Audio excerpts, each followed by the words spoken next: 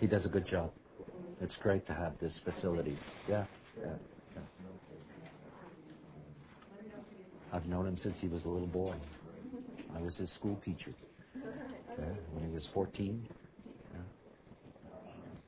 Nice that you're all here in my sweet Ibiza. I always love it when I can bring people to Ibiza and let them catch the vibration. I do want to say hello to everybody that's joining this classroom virtually, and we have people virtually from quite a few places on this planet that are joining us now via webcast. I spent many, many years teaching the foundation of human design, a very long time. It took 14 years to develop the educational potential that now makes human design something that is easily digestible, easily usable by those who literally know nothing about it. That was a very long process. It was a long process of starting with an enormous amount of detail. That detail went on for 7 years, outlining gates and channels and on and on and on, going through this extended process of opening up the real diversity, the huge diversity that's there in design. My priority when I was given the knowledge, I was given a huge cross-section of information, of which human design, quite frankly, was a really minor part. In the design of forms, when I was given the design of forms, human was sort of, well, here's human. You know? I mean, mammal was just as important as human. You know, Wa was just as important as human. Penta was just as important. There were all of these various things that I was given. And most of the attention of my teaching was focused on not only the transpersonal, but the transplanetary, in the sense of understanding the larger mechanics at work. Everything about this knowledge, everything about the knowledge that I was given, is that it provides us with a guaranteed mechanical way to understand all phenomena that are the sum total of the life of the whole. And everything about this knowledge is recognizing that what human design and all of its other forms provide us is a mechanical insight into the very nature of life itself. So I went through all of these years of trying to bring human design to a point at which, as it is today, that it can easily be brought to others through type, through profile, through all of the things that have been developed in the design language and in design techniques. And yet for me, that personal process of being the teacher of human design is frankly over. It's over. Oh, there are wonderful people in my life who are superb teachers of human design. As a matter of fact, they're a hell of a lot better than me. Really, they're really good. My job now has changed. My greatest interest now is in being able to bring a deep understanding to the underlying mechanics beyond the personal. Frankly, I'm not interested in the personal. I gave up doing personal readings years ago because I just couldn't take it anymore. I really don't care about somebody's particular life. I don't mean to sound harsh in that. It's not like I don't care, but I don't care. You know, it's not my thing anymore to deal with that. I've been through that process for a long time. Sat with thousands of people and been through that movie. I'm much more interested in the whole, because the whole is incredible. And I'm much more interested in being able to see what I've always wanted to see. You see, I came into the world to be a teacher of awakening. I've given you the tools. If you don't wake up, what to do?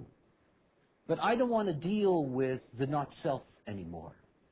I don't want to be consciously involved with being concerned with the fact that there's this vast slice of the population that is never going to wake up. You know, what to do. I'm not interested. I'm not interested. As a teacher myself, I've retired from most of my teaching anyway. What I'm interested in is bringing you to the world of the true non-personal, to take you into the real mechanics of the nature of being. And in understanding the mechanics of the nature of being, perhaps, as a sidebar to that, you will learn enormous things about yourself. Most of you who have worked with me over the years know that this is the first time that I've offered a truly extended educational program that's going to take place over the following 2 years. My goal is to be able to create a new level of human design professional, a global index professional, somebody who is interested in what lies beyond the personal. Remember, there is, as a priority, the personal comes first, truly. You know, it's why I spent all those years trying to get people to understand that if they just follow their strategy, Jesus, it's so simple. If you just follow your strategy, you will see it works and you will be a better human being for yourself. Period. That's all. And if you don't wake up, that's okay too. You don't have to wake up to have a better life through human design. Not everybody is designed to wake up. Don't follow all the bullshit that's out there. Don't believe for a damn moment that just because you're on the right path, you get to the right end. Oh, that's not the way it works, unfortunately. It isn't. The beauty, however, in this knowledge, because it's mechanical, is that even being on the right path is going to better your life. If you're an emotional being, and you know how to wait at least 24 hours before you cut off somebody's whatever, you will see that life is better for you. If you're a manifester, and you think about the consequences of what's going to happen, if you don't tell people what you're going to do, you will see that life is going to be better for you. And if you're a generator, and generators are life, and if you stop putting your dumb feet in your mouth and just wait for life to come to you, we would have a delightful planet. And it doesn't matter whether all of those generators wake up or not. You put them all on the right path, and the whole vibration of the planet changes. But you see, we're coming to a great change. Great change. You know, it's right around the corner. It's a quarter of a century away. It's close. And there is a window of opportunity that is closing. In 2027, when we come to the point in which we have a change in our global cycle, we will lose the opportunity of inner truth. I'm your inner truth teacher. You know, I have my design sun in 61.1. This is my job, the inner truth, the occult inner truth. And it is only now that I have my chance. Only now. Because this is the theme of our time. And the theme of our time is to be able to take in all the information. You know, it's my old joke about the snake in the garden. You know, I'm a lot like the snake in the garden. But there's a difference. You know, when the snake comes into the originating garden, it says, here's the apple. Here's this bite of knowledge. And, oh boy, are you going to step into a lot of shit when you bite that apple. But okay, go ahead, bite it. You bite that apple and you go down that long, long road of trying to get to the root. Long road. We're at the end of this road. I bring you no fruit. What I bring you are roots. The roots, the very, very makeup of knowledge. The genetics to a level that is truly hard to grasp. In April 2004, they're coming to Vito. I will teach a course which is based on what's called the primary health system, a way of understanding at the level of tone, which is far below the level that anyone deals with at any level in human design. That at the level of tone, not only can you find the way in which all human beings develop their immune system, but how to protect that immune system, how to provide treatments for that immune system. There is so much knowledge below the line nobody knows about. This program is the beginning of this process. To begin to take you through the whole mechanical movement so that you can see the larger life and at the same time put your own process into perspective. One of the reasons that I found it difficult to do readings was that, you see, when I look at somebody's design, and you've all heard me say this many times, I see the mythology that's possible. the mythology that's possible. Each and every one of you are a fractal of mythological force. Each and every one of you. It is our nature. And that the vast truth of what it is to be human is that we are differentiated. When you're looking at somebody's human design, you're not seeing likeness. You're seeing what makes us different from the other. And in understanding differentiation is to recognize that each and every one of us carry a mythological differentiation that in the simple language of design we call the awake state. And that awake state is nothing more ironic than just being yourself. See, I'm a mythological creature. I am. But I'm really a very simple man. I am. And I was a terrible fool before I knew any of this. I was. And the mythology that I live out now is not a mythology that I create. It isn't. It is simply what my life is, because I'm correct. And out of the correctness of my life, there isn't anything in the mythological fractal that is me that I get to miss out on. And I have to do nothing. There's this wonderful Druid saying, do without doing and everything gets done. And I heard that within hours of landing on this island in 1983. And I thought, what the hell does that mean? You know? What are you talking about? I mean, I'm an ego manifester who's an Aries. You know? A rat. You're going to tell me do without doing and everything gets done? I want to tell you do without doing everything gets done. It does. It does. And you see, when I deal with somebody at an individual level, rarely do I catch a glimpse of their mythology. What I get are their characteristics. I get their not-self and the way the not-self twists their mind. I don't get them. I don't get anything differentiated and special. What I get is these various splatterings of archetypal blobs of humans. And it honestly isn't interesting. And you see, when I get over here, where we're going to go today, I get away from the fact that you may never get it together. And I get to see what you were, what you might have been, what you could have been. I mean, please understand something. When I get to the very last day of this program, I'm going to show people something that nobody ever has seen. I'm going to show you exactly what family of incarnation of beings you belong to. I'm going to show you exactly how you can calculate, how you can see what the incarnation was before and what the one coming after is going to be. And you can go back and a track as far as your track will let you. Nobody's ever seen that. The pure mechanics of understanding something. This is not a personal process. It's not. We make it personal because we're not very bright. What to do? You know? I mean, it's one of the great tragedies of humans. They appear to be so intelligent. I have so much trouble with bright people who are dumb. I mean, my whole life for the last 15 years has been nothing but bright people who are dumb. It's amazing.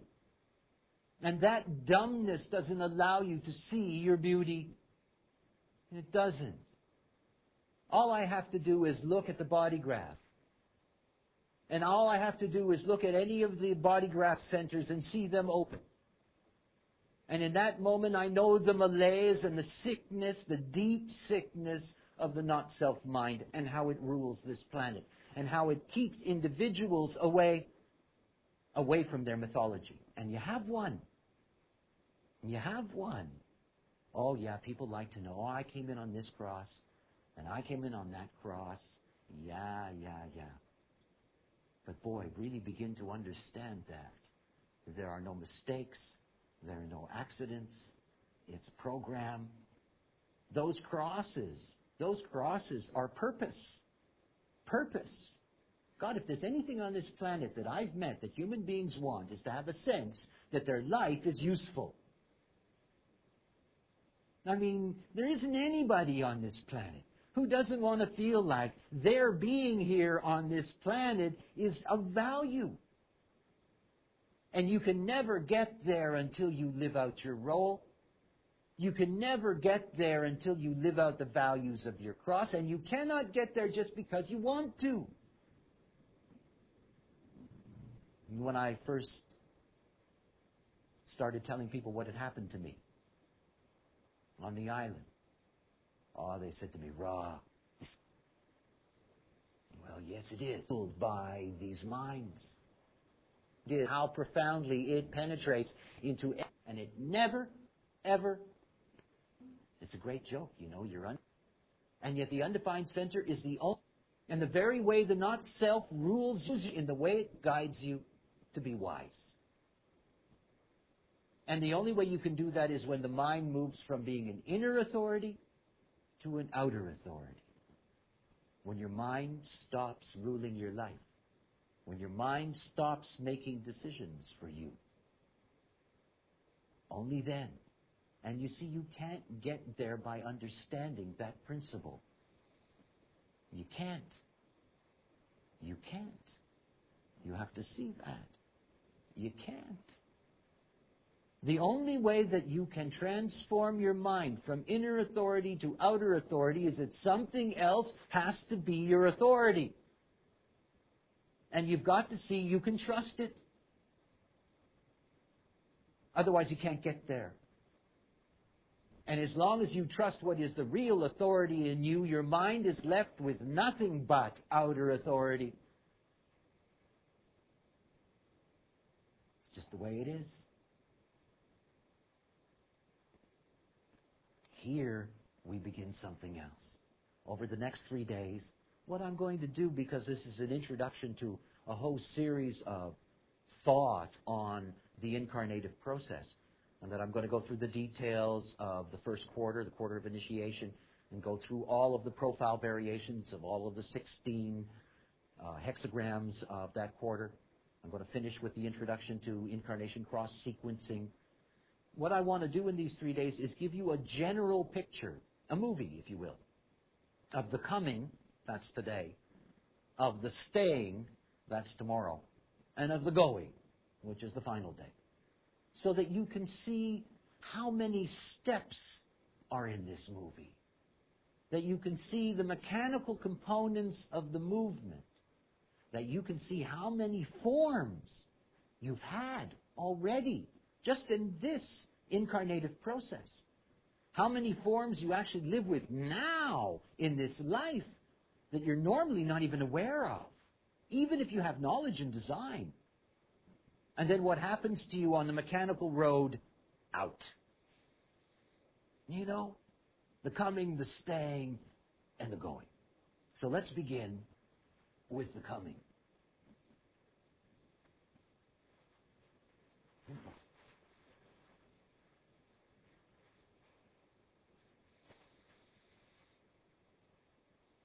Crystals of consciousness. I guess it's, for me, the deepest level of mystery are the components of what make us viable. The one that fascinates me the most is the magnetic monopole. It is an extraordinary thing, and given the success so far of human design being substantiated in its scientific premises, both in the genetic distribution of humanity into groupings, the fact that the neutrino in fact does have mass, that it is a fundamental programming agent, that hopefully, at least within my lifetime, I'd like to see it in my lifetime, they find the magnetic monopole, because when you find the magnetic monopole, you're going to unravel some of the most basic mysteries of the universe, and the most essential one, which is the mystery of mass. Nobody out there, no physicist out there really understands mass. They still don't truly understand what gravity is. Oh yes, they have all kinds of ways of understanding the movement of the apple as it falls to the earth. But the reality is that the underlying principles of what make gravity work, they don't know. So the monopole is something very important because it holds us together in the illusion of our separateness, and in essence creates the identity because that is the illusion. And more than that, it is the monopole that provides us with our fractal geometry. And when it comes to the incarnation business, nothing is more important than fractal geometry. Nothing. Nothing.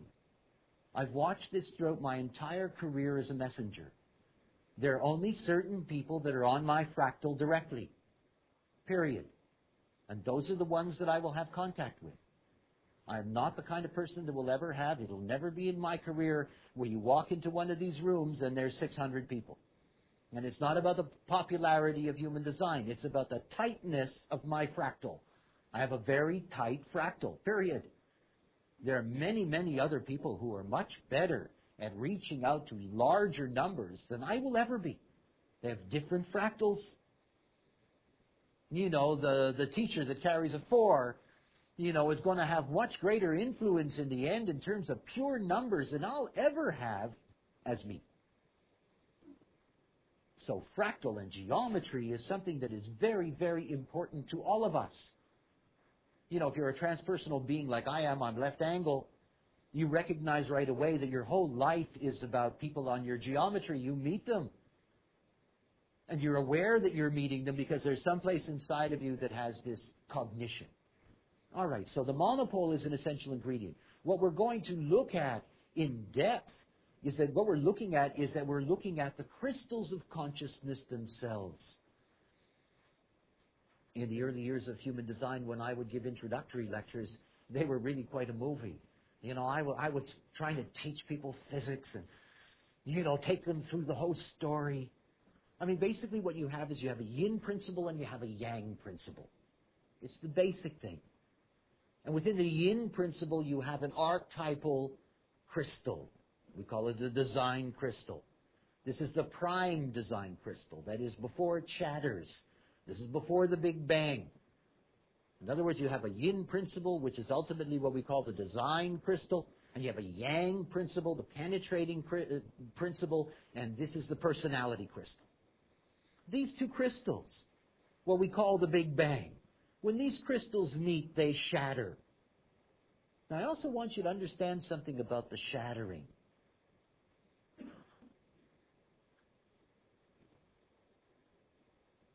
Perspective is something very difficult for human beings. There was a great English teacher in the 50s, a student of Ouspensky. His name was Rodney Collin. Brilliant, brilliant mind. And his whole thing was understanding perspective. He's the guy that figured out that a human life is equal to one breath of the earth. Sort of puts your life in perspective. He described how if you're walking along on a sunny day and there's an army of ants walking in front of you and you step over them and you block the sun, just for the moment you're stepping over them, it's 2 weeks in their life without the sun. Perspective. And when we think about numbers, we have a problem. For example, in this space, and for those of you that are virtual, I'm holding my thumb to my forefinger. In this space, 3 trillion neutrinos a second are passing through this space. I mean, think about that. We numbers, eh? 3 trillion a second. That's 3 million every second. Every space this size. Everywhere on this planet. Every moment of every day. All the time. And it will still last for billions and billions of years until our sun dies. And even then, we'll be penetrated by stellar neutrinos. It never stops. You cannot imagine numbers like that. You cannot imagine in this moment how many instruments of consciousness are flowing through me and you. And you can't imagine for a moment what it means that all of the neutrino information that is pouring through all of us now is going to travel in space forever. All that information, all of it, forever, at nearly the speed of light.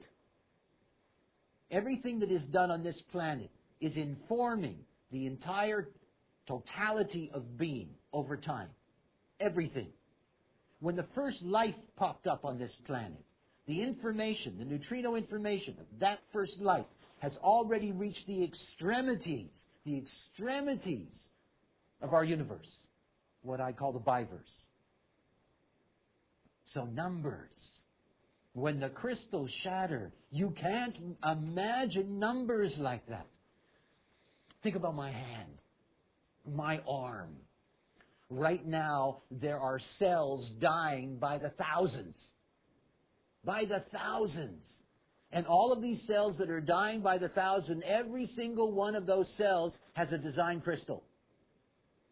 Single cells have a design crystal. So these thousands of cells that are dying in my body right now, they are all flying down. All those design crystals are flying down into the design crystal bundle. New ones are flying up to replace them instantaneously in the same place. I don't know why people are curious about the possibility of incarnation. I mean, it goes on in my hand all the time, over and over and over again. And when the new cell comes in, it doesn't say, hey, have I been incarnated? You know, it gets to work. It's like us. You know, you pop back in and you get to work. You know, you have to deal with life and skin and breathing and the whole movie. So understand something about crystals and how many there are. And think about all of us and all the cells that are dying. And don't just think about that. Think about every blade of grass. Think about everything that's here. Think about all the incredible amount of crystals of consciousness that are here on this planet.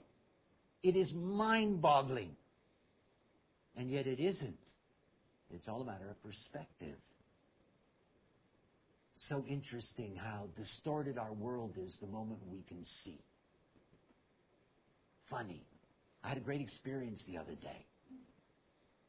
I love baseball, American sport. Love baseball. Always loved baseball. Matter of fact, here in Ibiza, I used to play baseball on Sundays with a bunch of terrible freaks. It was awful, but nonetheless, it was fun. And the other day, I got some kind of a deal with some kind of website in the States. And I'm a Yankee fan. I want to listen to a Yankee game, and I tune in on the web, and I'm listening to this game. And it reminded me of being a kid in the 50s. You know, in the 50s, I can remember listening to sports on the radio. And I realized something really incredible. You know, the things that I heard, they're so deep inside of me. And the ones that I saw, I barely remember them. I mean, I really do. I just barely remember them. You know, these eyes, they're cute. I mean, without these eyes, we would not have a successful Maya. So we need our eyes. But oh boy, are they distorting. Because you don't get to see. You don't see the neutrino ocean. We are swimming. We're actually levitated. All of us. Because in terms of physics, none of us touch the ground. All of us are always moving in space. All of us are floating in the nether. All of us are floating in the neutrino ocean. Literally, we don't see it. We don't see the crystals of consciousness as they're pouring out. We don't see it. We don't see it. It's hidden from us. The mechanics have always been hidden from us. You know, if you go to my website, there's a little logo. It's an old 16th or 17th century woodcut. And it's a guy under an apple tree smashing his head through the sky to see the gears on the other side. And we're not allowed to see the gears. This is about seeing the gears. And one thing about seeing the gears is the moment that you get to that level, you get to the impersonal level. Impersonal. It's a mechanical process. There is so much pain in this life because everybody takes their fucking life personally. As if it's yours. You know, it's like, I better worry about my life. No, it's not true. It's really a joke. I mean, we only have one responsibility. If you're awake, you realize this right away. There's only one responsibility. Be a good witness. And being a good witness doesn't mean anything. That's the joke. You're not doing anything. Do without doing and everything gets done, you know? You just sit there, there's a ride, there's nothing else. The moment you think it's your ride, you've got a problem. The moment you want to fix your ride, you're fucked. It's over. You know, the whole movie is just sit back and relax. Oh, is that difficult to do? It's difficult to do because we make the whole damn thing so personal. You know, half the world has an undefined ego. They're all running around saying, oh, I've got to make my life better. I have to improve things. I have to prove that I'm worthy. I have to show that I'm a better human being. And while they're doing that, they fail. They don't live what's correct. You know, the masters, all of them. It doesn't matter whether it's the Atman Guru or, it's the harbor philosopher as a longshoreman. It doesn't matter. They all tell you the same thing. It's not personal. Identification is a curse. The moment you're identified with your life, you're really in trouble. You're in trouble. You can't afford it. You don't get your life. You don't get what's yours. All the magic of this stuff, incarnation crosses, all of these things. It's nothing but a bloody fairy tale if you're not living out your nature, because you never get to see its truth. See, I can show you the truth of human design in the sense that you get to see, if you follow your strategy, yes, things are different. But the truth of an incarnation, you have to live that to be that. You got to get there. It's not a given. It isn't. It's not a given. It's just there. You come in with the potential. Everybody comes in with the potential. We are binaries. You're going to be awake. You're going to be identified in a personalized life, or you're going to be unidentified as a witness. And these are not intellectual choices. You don't have to practice mantras. You don't have to shoot up. These are not choices. This is only the byproduct of correctness. And correctness is just mechanical. Now think about these crystals of consciousness. You have the Big Bang and there's this shattering. And it is an incredible shattering. If I could show you that shattering in slow motion, I could show you what real fractals are. Think about it. Imagine that you have a diamond-like crystal. When that crystal is going to shatter, the aspects that shatter, there are aspects that originally were part of each other. They were part of each other. And that a facet that's created fit one to the other, So that if you could, like Humpty Dumpty, and you could put that whole shattered crystal back together again, you would really see the fractal lines. I want you to understand that every single one of you is carrying crystals of consciousness, and those crystals of consciousness are cut in a certain way. And the nature of that cut connects you to certain people and not to others. I know, for example, in my fractal connections, what I call first, second, third, and so forth generations. Like in this classroom. In this classroom, there are a few first-generation fractals for me, and there's many second-generation fractals. In other words, they weren't the crystal connected to my crystal, but they were the crystal connected to the crystal that was connected to my crystal. And these fractal lines are enormously important for us, because it is along these fractal lines that we live eternally. This year, in April, at the Abyss event, when I was teaching bases, one of the basic things to understand about your personality crystal is that it's the only aspect of you that is eternal at the base level. In other words, every incarnation you will have forever, you're going to incarnate with the same base. It's never going to stop. What I wear on my chest, this is the 5th base. I've had this base forever. Every incarnation I have ever had, I have come with the same perspective. Now think about what that means. Every single personality crystal has 5 faces. Think about that. If you're imagining what a personality crystal looks like, you have to imagine it as a 5-sided crystal. And the whole thing about that 5-sided crystal is that only one facet works. Only one. Only one. Now, right away, you can begin to see the nature of limitation. My base is about illusion. I'm a great teacher of illusion. I am the master of the Maya, and that's what I'm designed for. But I'm not a 4th base, and I'm not a 3rd, and I'm not a 2nd, and I'm not a 1st, and there's a lot of stuff missing. Different stuff. But still, the sum total of all that 5 together, that's really something. That's when you get the whole picture. And yet my eternal fractal line has always had the same blinders. Always. I get to see one way only. That's been my job forever. Your job forever. You've always carried the same base forever. Personality base, not design. Machines change. Vehicles change. Not your personality. It's eternal. It is relatively indestructible. Relatively.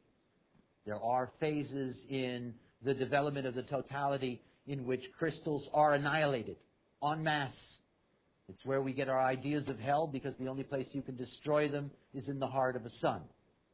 And so our ideas about eternal hellfire, because you cannot just evaporate them right away, it takes a long time to destroy a personality crystal. When my life comes to an end this time, this is my last journey.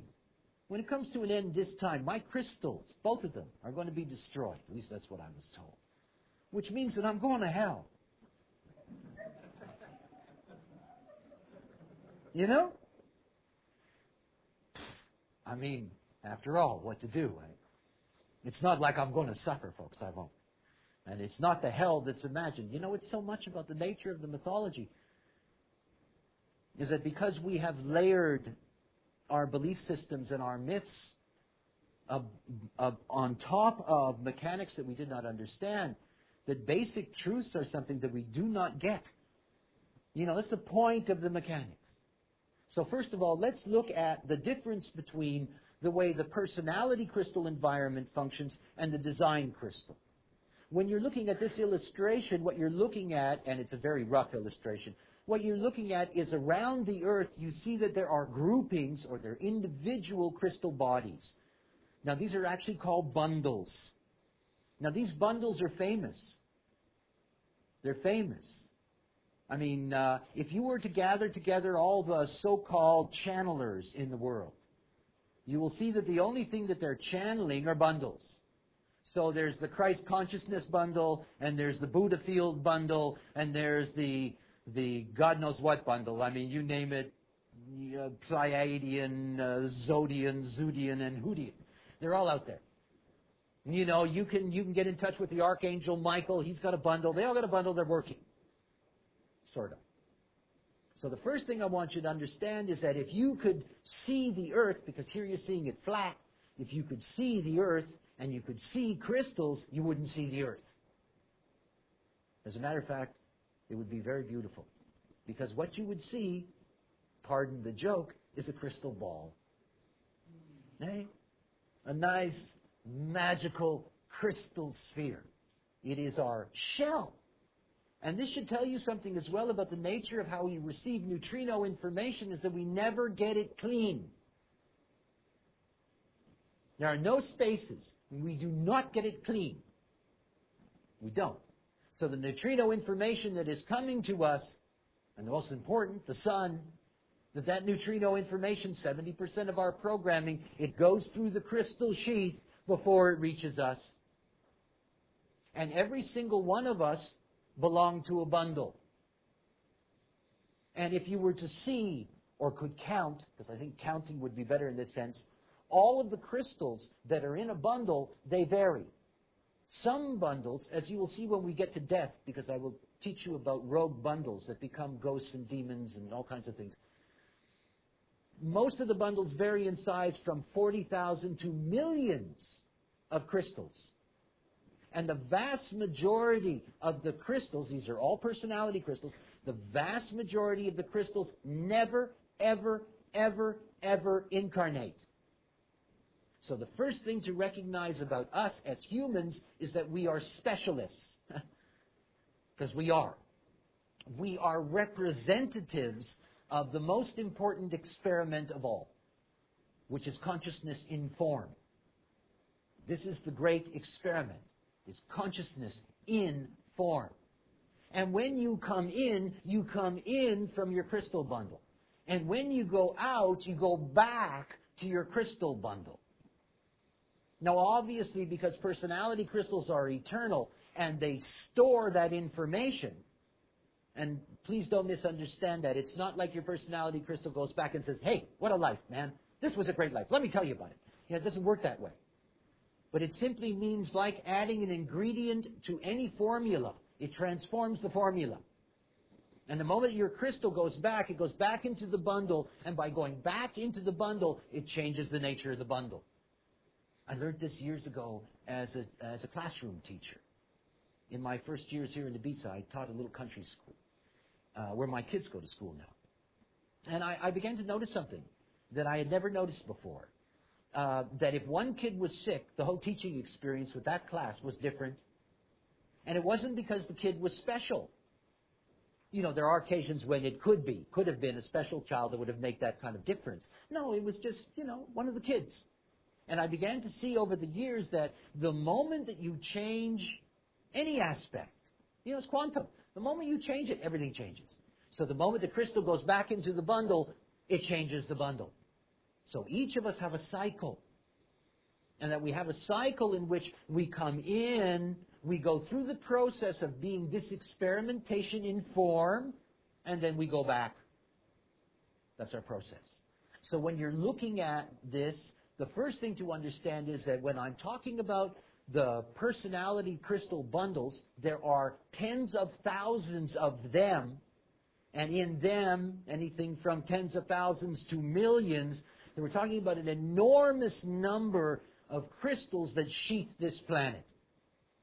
And out of that, only approximately whatever, we probably have, 20, 30 trillion personality crystals in form at any given time. Remember that it's more than just humans. There's animals and plants and so forth and so on. There's a vast collection of personality crystals that are here, that are coming in and that are going back. The one thing that I want you to grasp that's amusing, sort of, and is more explained when I get to the end and we talk about death, is that these bundles aren't necessarily up there. In other words, that the realm of the personality crystal is within our atmosphere. In other words, everything from terra firma upwards. In other words, a personality crystal bundle with millions of crystals of consciousness can come swooping through this room. And they do, by the way, not necessarily that one, but I have been I'm somebody that can smell them, sort of. You can feel them, just like people feel ghosts or whatever. They're there. They're all over the place. And of course, there are people who, as we will see, will interpret that as Jesus or the Virgin Mary or, the reincarnation of this or that, or it's Rama, or it's, God knows what. The way in which we interpret a connection to that kind of energy, of course, dependent on our level of consciousness. So the first thing to understand about personality crystal bundles is that they are environments, they are unique, they're differentiated from each other, which is why we have various connections with them, that we personally are connected to a specific bundle, and we'll go back to that bundle. Now, as you see, when we get to death, not everybody makes it back safely. That's another story, which is why we end up with ghosts and goblins and things that go bump in the night and all of that kind of funny stuff. That's what I love about this. You see, I like the stories. I love the gods and myths and all of those things. But I'm not going to accept that Mary was impregnated by the gods any more than I'm going to accept in reality that Zeus gave birth to his daughter out of his thigh. I mean, I'll only accept the virgin birth if you accept that Zeus gave birth out of his thigh. Then everything's okay and it's fair. I don't want to prove myths real. I don't care about the myths. They're nice stories. That's good. Everybody has a right to a good story. But underneath the story is a mechanical simplicity that unifies all of us, that carries no prejudice of my God's better than your God, that doesn't carry any of the superficial stuff. It doesn't matter. It's part of our primitive development. That the only thing that we'll worship is what we don't understand. The real stupidity of humans. Let's believe in something we do not understand. That's not what we're here for. It's not. We are here to see what is real and works within the context of illusion, in the Maya. I know, I've taught it. Everybody's designed to look for God. That's why we've got a 19th gate. Everybody's under pressure to find spirituality. Everybody. Everybody. But to find the spirituality. You know, whether you're a Hindu, a Buddhist, or a Jew, you may end up having to go back to the same bundle. You're actually doing the same damn job. You know? It has nothing to do with the form you happen to be into in this life. It has to do with a vast process. And that these bundles are all around us. They're filtering the consciousness field. The other side of the coin is the mystery of the design crystal bundle. There's only one. There are sort of nodules of it, but the fact is that there basically is only one. It's vast within the context of the numbers that are involved. Because after all, even the inanimate object has a design crystal. In trying to describe to people what my mystical process was, in terms of my encounter with the voice, I lived in a very ancient ruina. There hadn't been a house in about 300 years. And I lived in what was left of that house, which was the first child's bedroom, which had been had a roof put on it. And the house had been abandoned years ago, about 150 years beforehand. It had been finally completely abandoned because there was a cistern under the house, and it ran dry. One of the things of this island, it's a water problem. And so there were no water, and there was this huge empty well. When I had my experience, the design crystal bundle came into that cistern. I was in very close proximity to that core, which is what gives me my dark coloring. You know, the forces of light, so-called, the prophets of light, so-called, the worshippers of light, so-called. They only deal with unique personality bundles. You know, my teacher was the design. That's why I bring mechanics. That's why I'm a mechanical messenger. I bring the form principle. Everybody's had enough light teaching for the last 6,000, 7,000 years. You know, the essence is the form principle. So one of the things to grasp, and you can sort of see it in that illustration, is that buried there in the earth, you know, there is this one crystal. It's been given many names. Shambhala is one of the names it was given. You know, this center force that is within the earth. You know, the great force of the mother, if you will. And every machine, I call them machines, every bio-machine, every inanimate is going to be a byproduct of that design crystal bundle. And so we have this basic duality, this basic dichotomy that's there, the penetrating personality field, you know, that's controlling the way information comes in, you know, that is moving all over the place, that separates us into groups, you know, so that we don't all get the same feed, so we go back to different neighborhoods, you know, all this personality stuff. But the form principle is unified. We all come from a core form principle, and that form principle is the design crystal bundle.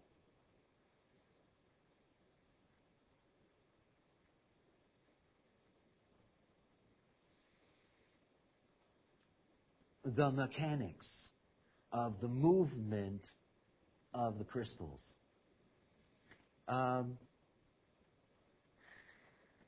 We're talking about coming into form. Right? This is the first thing. It's about coming into form. And the first thing about coming into form is the understanding that in order for conception to take place, before conception takes place, the crystal, the design crystal of what is going to be the design crystal of what is going to be the fetus that is going to become ultimately a human being when it gets its personality, that design crystal has to be called.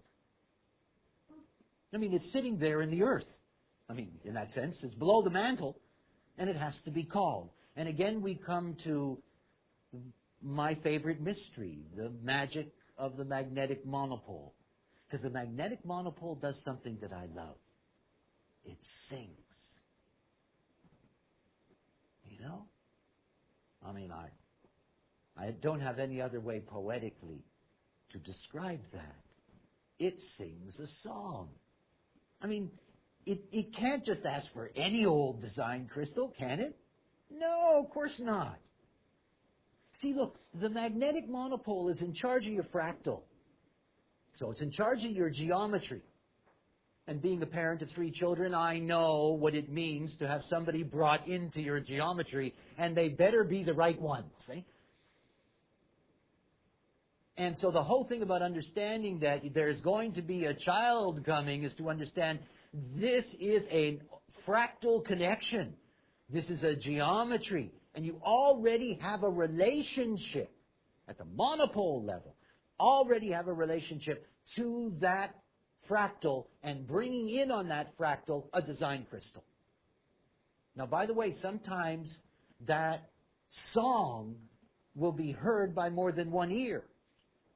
So that we end up with twins or triplets or quadruplets or the madness of the modern age, 7 or 8, in which you know that there's been real distortion, but we're designed to be mutated. So all of those become possibilities.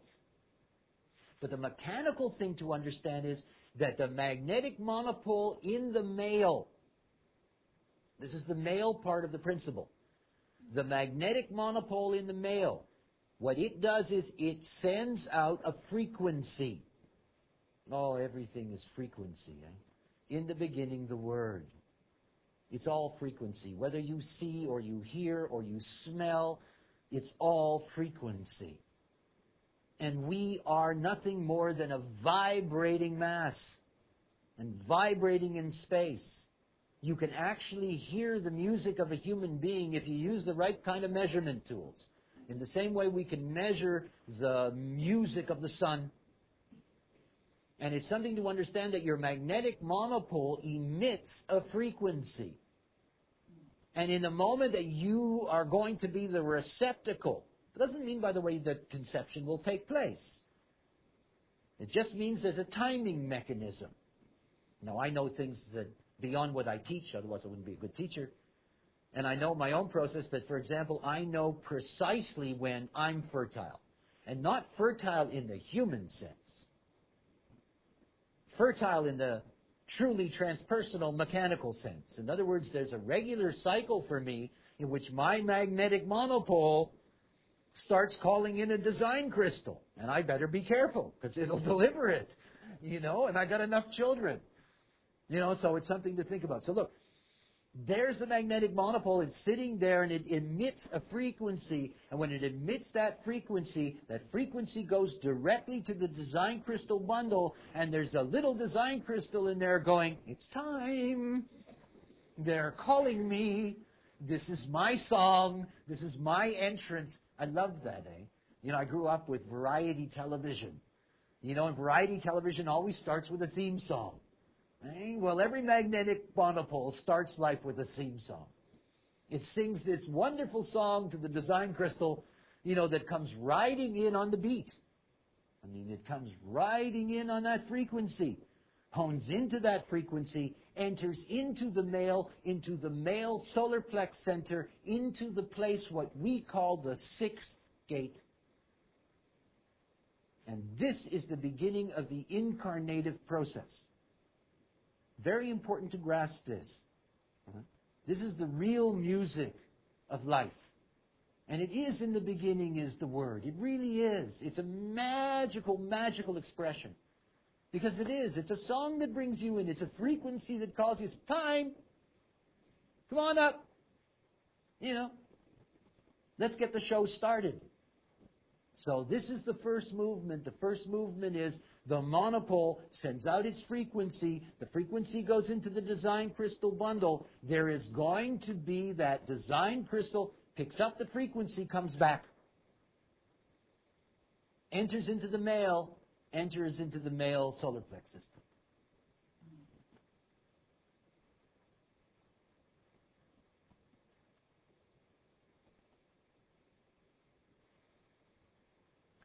The sacral center. I have now, there's probably 500 or 600 hours of me stored on discs and God knows what about sacrals. I mean, there is nothing like sacral. There is nothing coming from somebody who has a totally open sacral, no activations. I want to tell you, there is nothing like a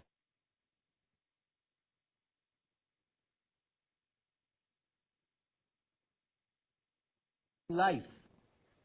I mean, imagine how that works as a simple image. Imagine that every generator was a projector in the sense of a movie projector. You know, and the illusion of the world is created by all those movie projectors operating.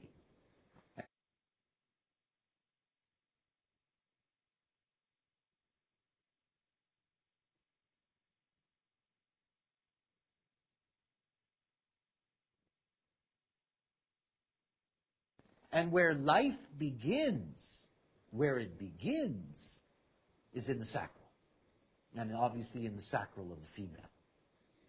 And that there is this movement. So at the moment of conception, what is actually happening is that through this channel, that's why the 59.6 is called the channel of mating and so forth and so on, channel of reproduction, that what happens in this time is that there is, with that channel, there is the movement of the design crystal that is in the male solar plex. It moves through that channel and it enters into the female sacral center. Now, there's all this stuff about the sperm and the egg. You know, when there is, I always remember Woody Allen's movie, the Philip Roth novel. What was it called? Everything you ever wanted to know about sex but were afraid to ask. And there's this incredible movie where Woody Allen looked very cute as a sperm, by the way. You know, with a little sperm hat on. And there were, you know, these tens of thousands of sperm, you know, all cranking each other up that they were the ones that were going to make it. And, you know, there's this mad, crazy rush, you know, to get there to get in the egg. Now, look. That crystal that's sitting in the male sixth gate, that crystal is sitting in one sperm only. And this sperm doesn't give a damn about the others. You know, they're lost and confused and will wander around for years. But that one, it knows where to go because it knows how to open the door. Because it knows where the door is. This is the magic. And he goes right there to that door and says, "Excuse me, I'm here. Open up." Boom. And in it goes. And the moment it goes in, we have the beginning of the potential of fertilization. Now there's something to understand. Because there are so many varieties, possibilities of physical conception. For example, the 59.6 as a channel. If you don't want to become pregnant, if you're a woman, no matter how many crystals a guy's carrying, as long as you don't move in your aura into any environment that will bring you the 59.6, as long as there's no transit that will bring the 59.6 for 72 hours, you will not get pregnant. Period. And most pregnancies are when you go to the grocery store in the morning. I mean, it's amazing how many people are screwed in grocery stores. You have no idea. Honestly, you have no idea. You know, your man gets the crystal going into his solar plex. He gets horny as hell. I know this process. Gets horny as hell, makes love, you know, and nothing happens because there's no 59.6. Nothing, right? And then his partner gets up in the morning and goes into the grocery store. You know, and she's standing at the checkout counter with a 6 behind her and a 59 in front of her, and she's pregnant right there, right then, whack. So, if you want birth control, don't go anywhere, check the calendar, be very careful. Okay? Otherwise, you're in trouble. Because any grocery store will do. Get on the bus, it's done.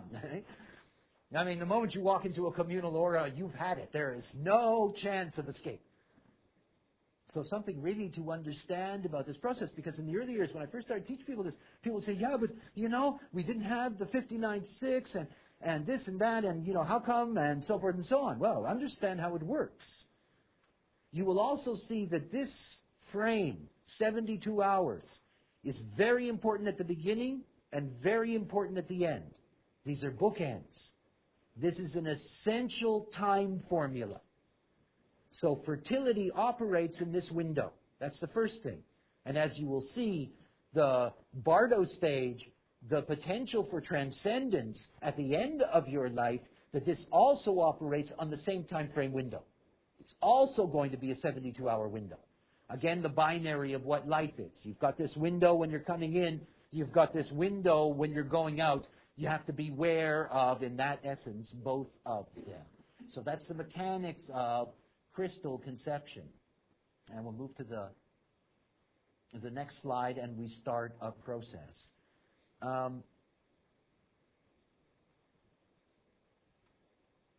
I was given so many forms. I think it was one of the things that impressed me the most about the information that I was given. That it wasn't some kind of, it didn't throw everything into the same basket, because I knew things simply didn't belong in the same basket. It was that great comment of Liz Green about astrology, when she said that, the chart of a chicken could be the chart of a human.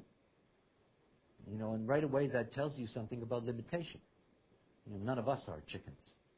And it wouldn't help us to have our design done chicken-wise, because bird designs are quite limited, as those of you who have seen the design of forms know. We have had many, many forms. We.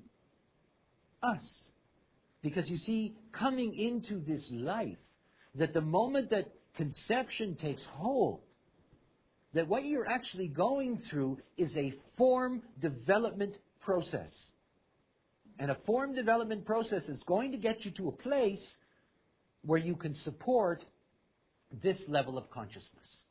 In other words, our self-reflective consciousness that allow us to be, in terms of, our ability to be at the top of the chain pool, in the food chain and all of that stuff.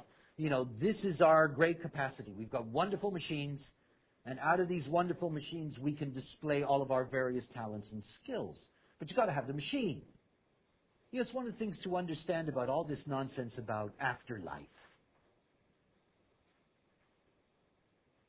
This is hardware. This body of mine, hardware.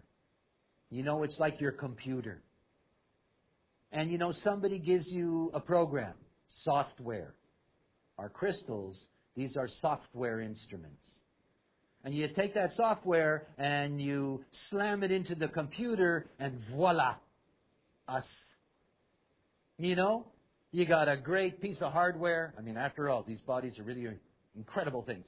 You got a great piece of hardware, and you got the software inside, and it's got something to work with. Brain, mind, whatever you want to call it that. Now, what do you think happens when you take the software out?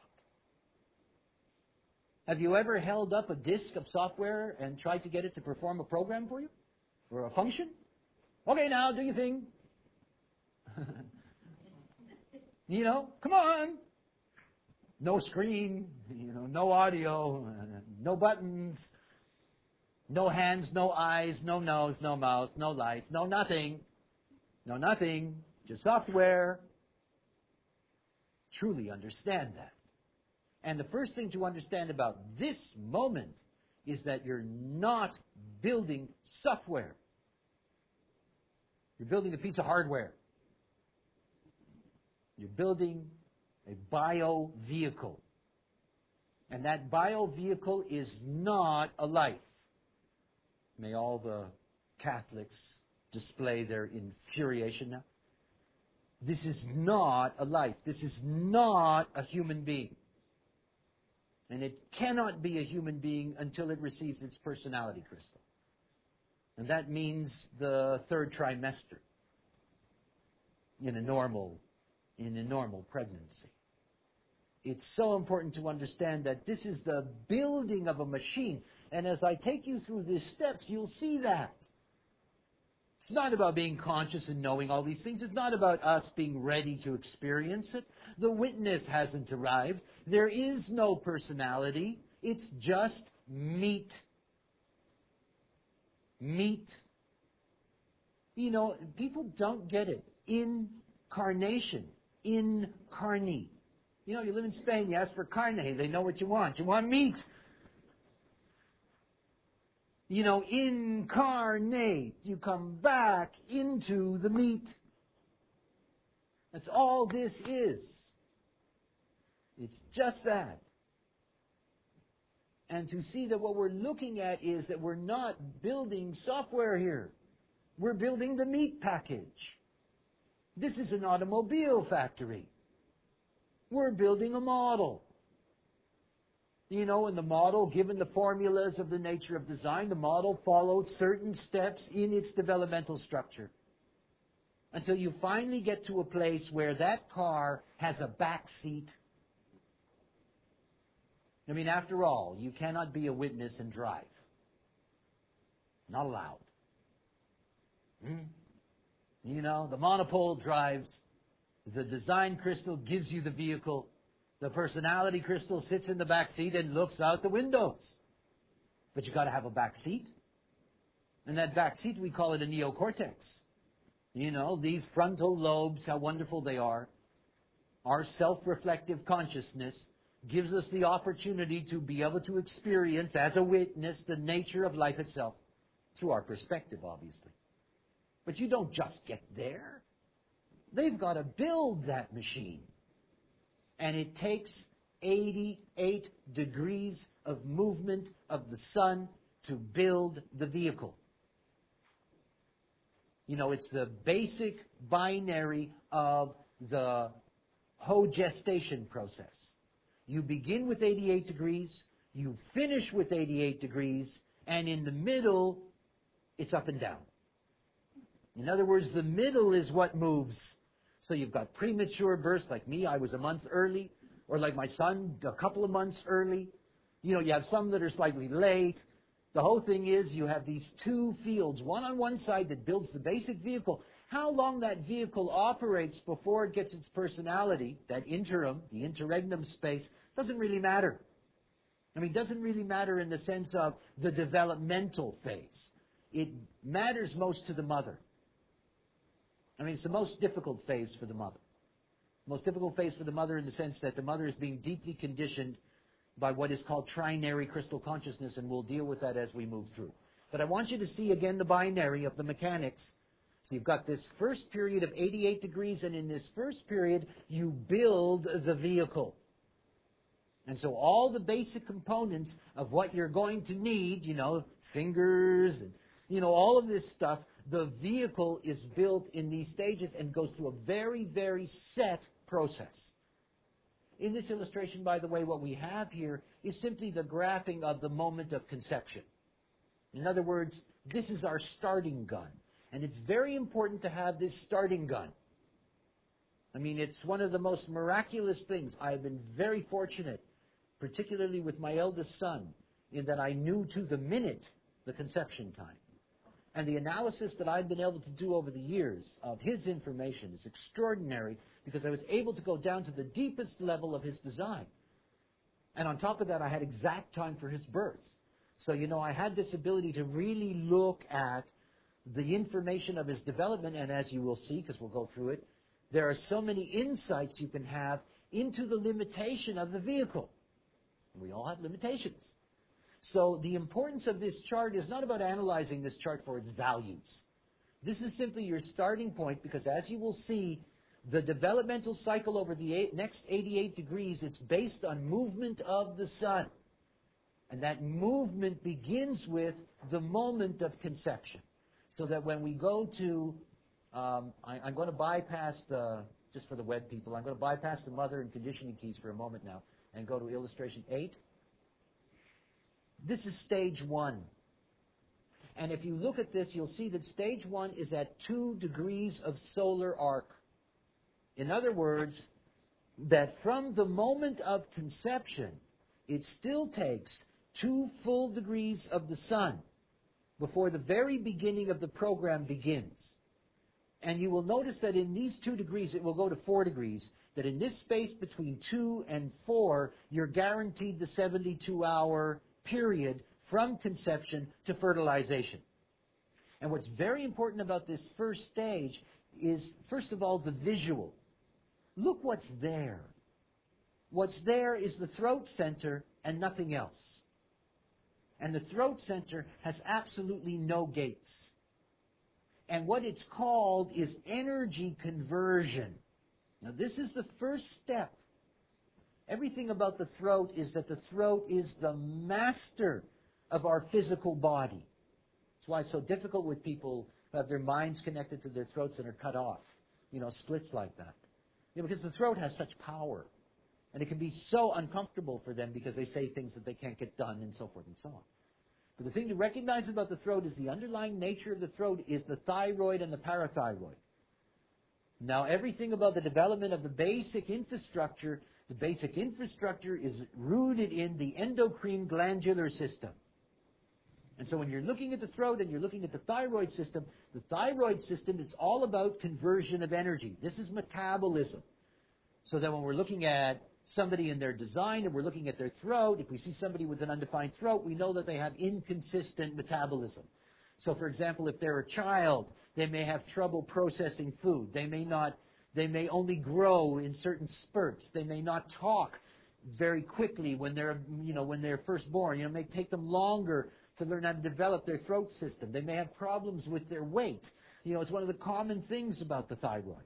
So one of the things to recognize is that the life process, the building of the package, begins with the throat. This is the master gland. The throat has 11 gates, has more gates than any other center. It is our voice. It is the potential for manifestation. It is the center in that sense of our being. And as such, this is the gate that opens up, this is the stage, this first stage, that opens up the potential to manifest as life. And so for the first 4 degrees, or up till the 4-degree point, this is the window of life itself. So in that moment when you're going through that process and the female is going through her 72 hours and she goes to the grocery store, the moment that she's into that, here is the moment. If she's fertilized right away, nothing happens for those days anyway. Even if she biologically has a sense of it. Because it's still going to get there is the program has a way of dumping anything. And those opening 2 degrees is a way of saying, no, this won't work. These are mechanical things. So by the time you get to 2 degrees of arc, only then, this is the moment, this opens up the whole thing. So from 2 degrees to 4 degrees, you have the opportunity to manifest as a vehicle, not as a human. Remember that. We are the result of the binary, of our personality within the form. And until there's a personality, there is only a form principle. And if you look cellularly at 2 degrees, that is approximately 2 days. Every degree of the sun is approximately a day. Approximately. So if you look at the cellular division, because basically that's all you're going to see by the second day, if you look at fertilization under a microscope, what you're going to see is cellular division at that point. In other words, the potential for life is there. The potential to continue that growth process is initiated in this stage. And we go to stage 2. And when we go to stage 2, again, you can see the progression here. Now we move to 4 degrees of arc. And you'll see that this stage goes from 4 to 8 degrees. So when you get here at 4 degrees of arc, you immediately see something different. You see the emergence of the self, or the G center as we call it. Now one of the things to understand about the G center is that the biological affiliation of the G center is the liver. If you're familiar with Hindu Brahmin mythology, you will know that all life is incarnated via the liver, interestingly enough. And if you look at the biological development of a fetus, the liver comes first. It's one of the most extraordinary things for me is the intense importance of the liver. And those of you that are involved in this process of deconditioning and going through the strategic process, you get it told to you that it takes 7 years to change the cells in your body, and that's why we have this 7-year deconditioning process. But recognize something interesting. The liver cells don't die. I mean, you can kill them, but they don't reproduce. I mean, it's the only example of all the cells in the body. There are a few cellular systems that are there for the life. That's why it's so devastating to do damage to your liver. And it's why people who have open selves can be so vulnerable, particularly people with open cells who get into alcohol, because they really have an unprotected liver in that sense. So the beginning of life, in a way, is when the liver appears. And so we have the appearance here at 4 degrees of arc of the G center, and this is the descent, and you can see the channel going down, this descent literally into form. The other thing is to understand something about the nature of the G center is that this is the place that houses your magnetic monopole. In other words, this is the true center of your being. Physically, it's here in the sternum. So in that sense, it's really in the middle of your form as well. So this is the central point. And of course, the moment that there is this opening of the G center, there is this ability to set your geometry. And of course, the moment you set your geometry, you've got this fractal line that you can follow. And of course, what you're starting with is the cells that aren't going to die. Think about that. I mean, that's what you're starting with. So we're all born we all come into conception with the opportunity to be pure. And as you will see, it's not possible. It's not. If you go back, that's a movie. Excuse me. I'm going to go back here and show you the illustration that I passed of the influence here of the mother. Now, if you look at this, you will see that on the lower left, the upper right, that's the mother's design. I think that's her human design. If you look at the other graph, though, what you get to see in the other graph is the activations that she has in the developmental field that creates all of the centers. In other words, the mother is always influencing the development of the child. Always. The only exception to that is a mother that doesn't have anything in those channels. So if you looked at all of those channels in the lower left, and we're going to go through this whole sequence, all the various stages, the 10 stages, when you see all the 10 stages, if the mother has any activations in those 10 stages, she's affecting the development of that vehicle. Now that's not bad. It's just simply to understand that conditioning happens before you're even human. Conditioning happens when you're just making the meat. It's already there. And of course, you can begin to see how important the contribution of the mother is. Because it's actually the mother that frames the potential of the coming life. Because it's the mother that has the most profound influence on that coming life, because the mother sets frameworks by having activations within this primary grid.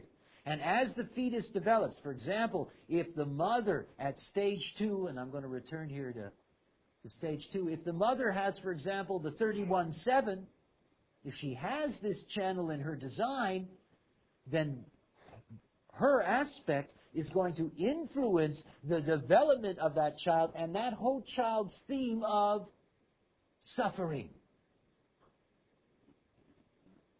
Descent into form. Hey, listen, if you're going to be in one of these vehicles, you're going to suffer. You are. You're going to suffer whether you're awake or not. The smartest man that I know of was Krishnamurti. And I only mean that I was never a follower. I'm not a follower of anybody. And I only read Krishnamurti after I had become Raw Uru, because I had people around me who had been close to him. And I read a diary of his that he wrote somewhere in California. And this guy suffered from absolutely unbelievable migraines. I mean, he was devastated by migraines. Black pain. I grew up with a sister of mine who suffered from it. It can be an awful thing for people who have migraines. And while he was suffering through these migraines, he was keeping a journal. And in that journal, he was able to reach a place of grasping no choice without the mechanics. Now, I'm a smart man. I never would have gotten there. I had to have some big ugly hammer smack me on top of the head, and kick me real hard and drag me around and stuff it into me and make me see it. And yet he suffered. Because being in form is suffering. If your wiring is fucked up, you're going to suffer. It's not your fault. In the experiment of form, we get all kinds of forms. You get a Stephen Hawking. You get all kinds of forms. It is the nature of being. We are here to experience all of these forms. And at the moment that you're in flesh does not mean if you're awake that there's no pain. That there's no suffering when someone you love goes. That there's no horror when you see ugliness in front of you, whatever the case may be. It's one of the things to understand about being in a body, is that this is the most fragile vehicle you can imagine. You can kill it like that. We know that. We're such good killers, us killer monkeys. We're bred for killing. Life is so fragile. It's so easy. Bang, gone. And it's one of the things to understand about this descent into form, is that it's the price we pay. And you see, if you don't treat these vehicles correctly, you're going to hurt from them. And whether that hurt is physical or that hurt is psychological, you are going to suffer in these bodies. The ancients called Earth the planet of suffering. It's true. I meet nothing but suffering on this planet. The not-self has elevated suffering to a universal art that everyone participates in. And suffering has become the whole point. When somebody comes to me and say they don't want to suffer anymore, it's a good joke. And why not? I mean, maybe it's interesting suffering. Why don't you just suffer correctly? Well, why don't you just experience suffering? Why you witness suffering? Why you have to take that personally? I mean, it's not your fault. So many people suffer over things they think is their fault. Or they suffer over things because they think it's somebody else's fault, which is even worse. They're always suffering. It's such a joke. And you can't tell them that because they get pissed. But I'm suffering. Don't you care about me? Some guy came to me one day in the States, in Taos, early years of doing this. Some guy came to me and he said, I'm dying. And I said, yeah, me too. I mean, what to do, baby? This is, no. He said, no, you don't understand. I'm dying. I said, yeah, you don't understand. Me too. He said, you're making fun of me. I said, no, I'm not making fun of you. I'm telling you the truth. I mean, after all, the moment you come, you're ready to go. Well, it's true at any moment. At any moment, there's 100 million people a year that don't make it past 6 months. Come on, we're ready to go the moment we come. This is a heavy place. And after all, the whole thing about the mechanics is that nobody upstairs cares. Because there is nobody upstairs to care. There's just a mechanism. All right, they're dead. Throw another one in. Send them back. Do it again. I mean, the hardest thing for me in these years has been the fact that I can look at people and know, and it's like, hey, come on, drop dead. Do it again. If it wasn't for the fact that I made money from them, I'd tell them. Drop dead. Because I usually buy a lot of books. And there's no point. Anyway, we all come in to suffer. And that's the whole point. Listen, you got to really see that, what it is to be human. The whole game is set against us. Have you ever watched people walk?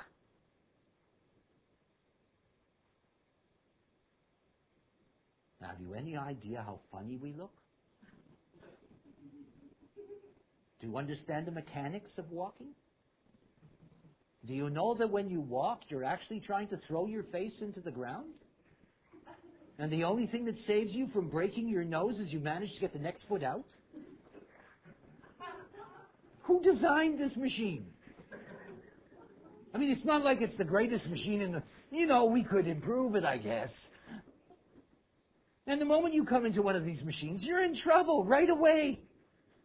If your mother doesn't have milk, you're done. Ethiopia pictures, you're done. What are you going to do?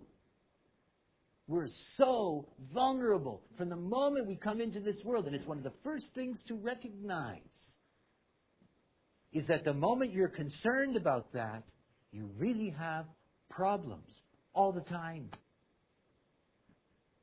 All the time. It just personalizes all of that. It gets you deeper and deeper and deeper and deeper and deeper into trying to alleviate the suffering you can never alleviate. Jesus, if we were meant not to suffer, there would be no emotions. We have to understand all that. We have to. And without suffering, there's no bliss. I'll take 10 sufferings for one bliss. That's a good trade.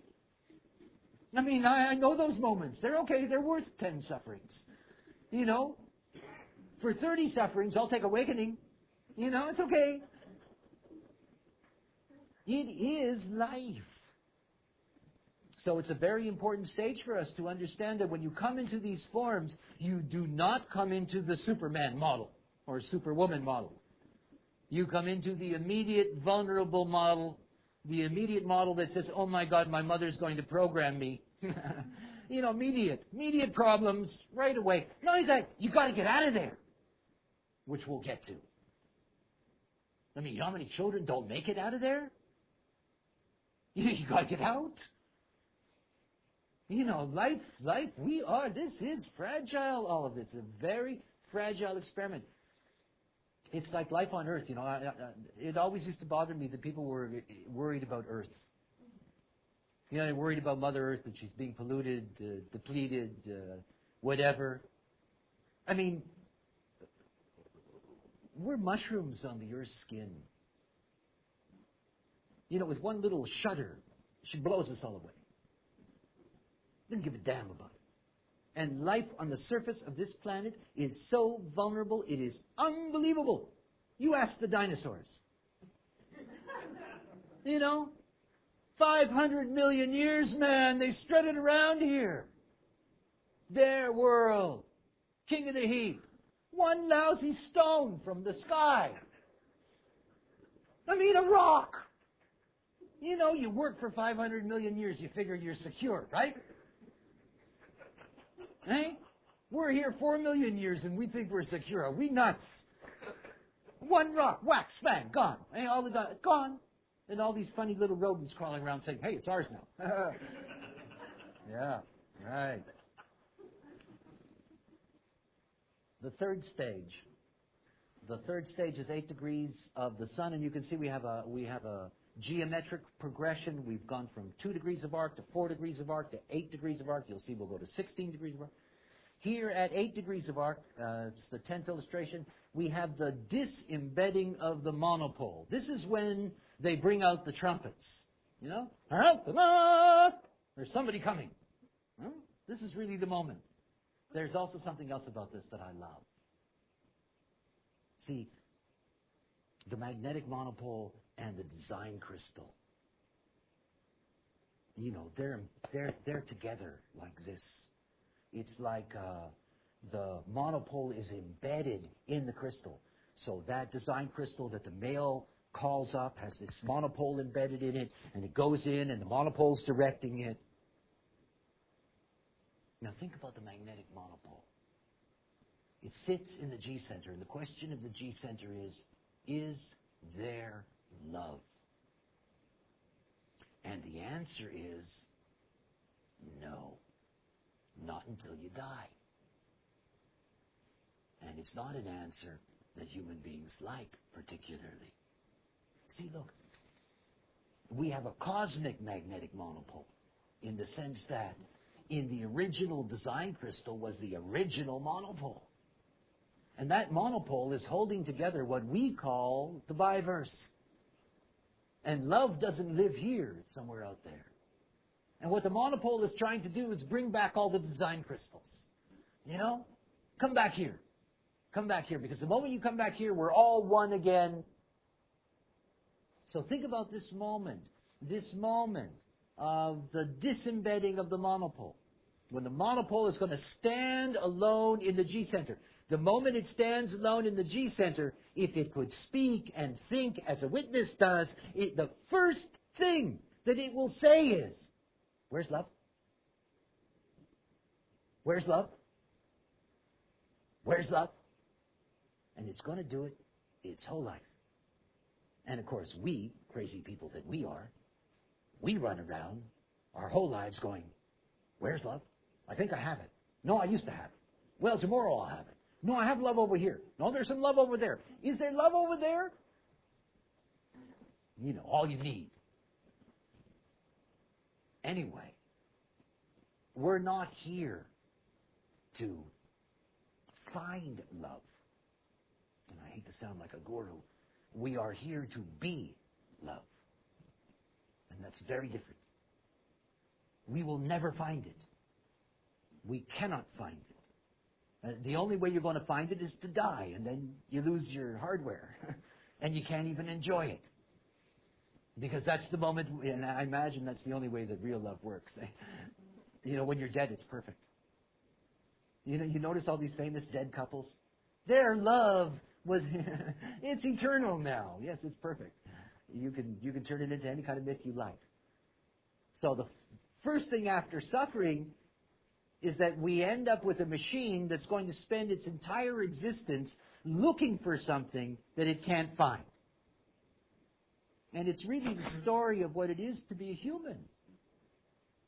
Human beings spend their lives trying to be what they're not, trying to find the open centers that they're not, trying to live out the conditioned field and make it consistent. And in this particular stage, what you're getting is that in this moment of separation, the hunt is on, and you're only going to realize that there is no love to find when there's nothing to look for, because it's everywhere, and it's you. And you can only know that when you're correct. You can't know it any other way. You see, unless you can love yourself, there is no love. There is no love. It starts with you. First, foremost. If you cannot love yourself, you do not have love for others. You can't. You can't. Because the very magic of existence exists in everybody's potential to love themselves as a perfect example of them. I mean, that's the goal of awakening. You know, I am a perfect example of me. I know it sounds silly, but it's true. You know, I am a 5-1 ego manifester clarion. And I live it, and I breathe it. It's my existence. It's what I am. I'm a cliche of my own design. It's perfect, and I don't have to do anything. And I'm not looking for love. As a matter of fact, the greatest irony of my life is that more people love me than I ever imagined was even possible. You know, I find it even difficult to grasp. You know, because that was never on my agenda. You know, and the moment I became myself, I mean, I'm not a great loving person, as you well know. The moment I became myself, all these people liked me. You know, it's like, what a joke. I mean, what a joke. I mean, my joke. So it's the thing to recognize about these stages into form. And of course, this is the theme of direction, the monopole. And that theme of direction is to find love. Now understand at a very simple level how important this is. Because what this theme is really saying is that we're not coming into a world in which our machine is designed to function alone. You know what I mean? What it's really saying is, hey, look, this machine that we're developing, this is a machine that's meant to integrate with other machines. In other words, you need other packages in order to be able to, and of course that's the search. We end up looking at the other and saying, is it them? You know, are they for us? You know. Next illustration. That should read 16, not 18. I don't know why. That's just a typo. Stage 5. And this is the creation of the heart center, and you can see we're moving through the channel of initiation. And this is the motor of competition. You know, I got all these intellectual lefties in my life. And, you know, they got all these problems about money and work. These are the people that are always crying at me, my courses are too expensive. And I tell them to go stuff it. And the fact of the matter is that we are designed to be deeply, deeply, deeply competitive. As you will see, one of the major stages in our development is that when we get to near the close of the building of the machine, we are built to kill. So all of you peaceniks and lovers of genteel ways and so forth and so on, let's keep the binary in perspective. You know, this is where the killer monkey is made. You know, my name for modern Homo sapien. Because that's what we are. And it's built on our competitive drive. We're the top of the food chain. We got half the forest in the supermarket laid out on cold slabs. You know, we control nature. Not only control it, now we genetically manipulate it. You know, we are number one in competition, and when we ran out of competition with the beast, you know, we just heightened our competition with each other. We are eternally competitive. Look, you cannot be informed unless you're ready to fight for life. One of the most astonishing things about the Holocaust was how amazing human tenacity for life is. It is unbelievable what a human being will put up with and stay alive. The pain, the degradation, the punishment, the torture, you name it. And there's human being going, I'm still here, I'm still here, I'm still fighting. This is us. I mean, we're the toughest, meanest creature on the block. We are. And you know, all of this struggle that we have in trying to control our societies and what we call criminal or violent elements, how illusionary and foolish all of that is. They simply need to be correct. You're not going to get rid of violence.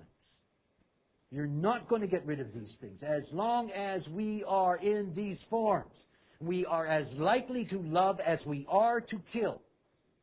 It's just the way it is.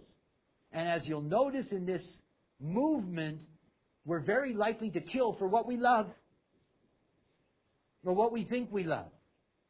And we're very likely to kill to get there. And boy, are we competitive in love, aren't we?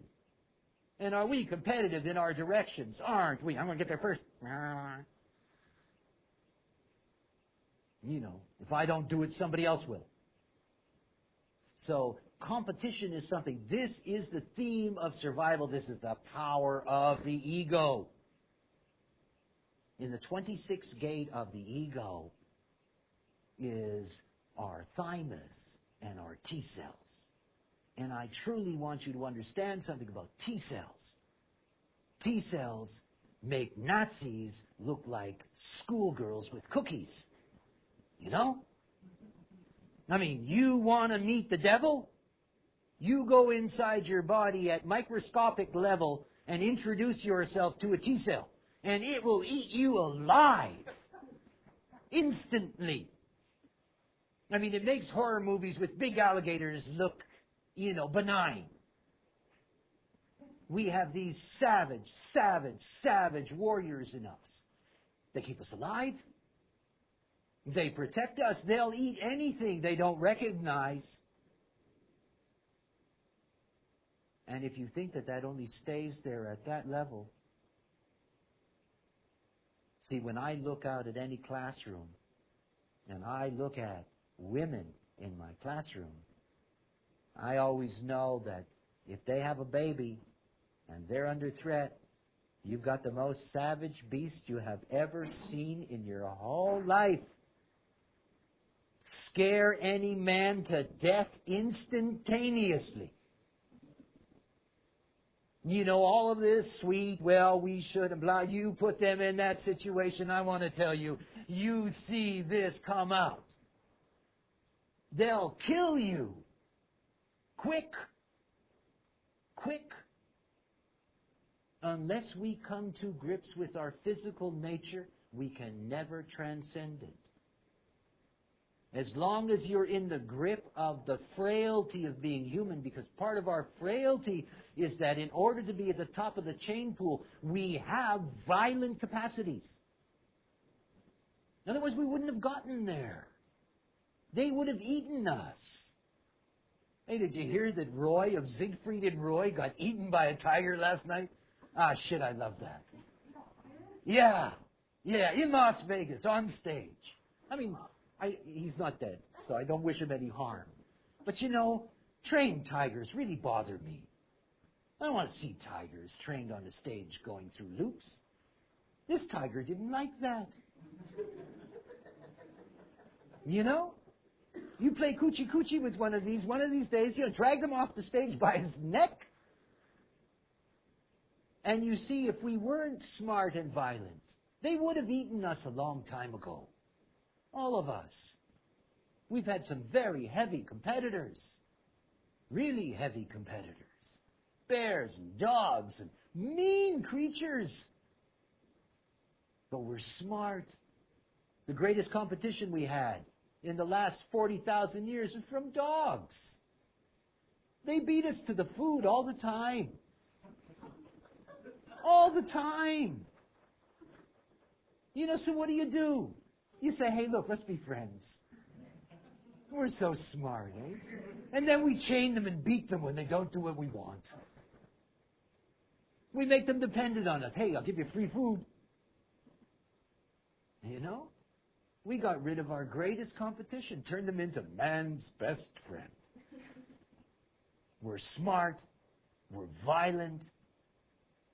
And the moment that you're living out the not-self, that combination's devastating. This is an ugly planet where people are brutalized every day. It's an ugly, ugly, ugly place. Full of ugly, violent people. And the violence is only ugly because they're ugly. They're not correct. They're not aware. We have these forces for a reason. The reason is to provide survival. You put me in the middle of nowhere, it won't kill me. I'll find a way. We're here to find a way. We're here to survive. We're here to put up anything. This is our power. And if you're correct, that power that lies within you does not become a problem. Does not become something inflicted on the other. It doesn't. See, our consciousness is far beyond our biology. And the potential of awakeness is far beyond our biology. I don't need this body anymore. I'm not ready to go. I love the Maya, and I enjoy the beauty of it. But I mean, my body is a limitation to me. It's a limitation. There's so many things that I understand that I can't do with this body. Because I can't. Because it's a limitation. I mean, it's only so far. And it's not going to catch up. It's taken thousands of years to get us to the point that in 2027, trickle by trickle, there will be this new mutative form that slowly comes in to the planet. This vehicle's at the end of its run. We're not going to make these things any better. This vehicle, this design, this model, we're not going to get a fresh model. This is our limitation. So the whole process of coming into form is to understand what it means to come into form. It means there is suffering in the vehicle. It means the vehicle must be competitive to survive. And it means that those are frameworks that the passenger has to live with. Because when the passenger looks out of its eyes, it sees what its vehicle can do. It experiences this phenomenon. And it's not about suffering over suffering. It's not about being violent because you can. Ultimately, it's simply about recognizing that these forms will operate correctly if you treat them correctly. Okay, we're going to have a 10-minute break.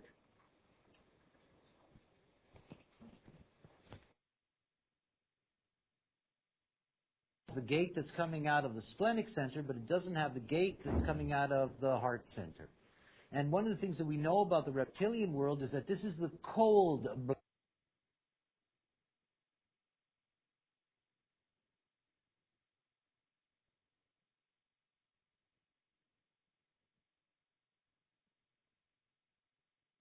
People come out of the 44. Hot-blooded people come out of the 26. This is the hot and cold of things. And it's something very important to understand is that without the heat of the 26, you can never create an immune system, because basically what your immune system is that it is a burn system. That's why when you're sick, you get a fever. You get a fever, you burn up, everything gets overheated, everything dies. One of the most dangerous things for you is to get too cold. You get pneumonia. Your temperature goes down too low. Everything about the immune system is about the regulation of heat and the relationship between the heat and the cold. The relationship between the hot-blooded power of the 26 and the cold-blooded power of the 44. When you're looking at the 44th gate, you're looking at the immune system itself.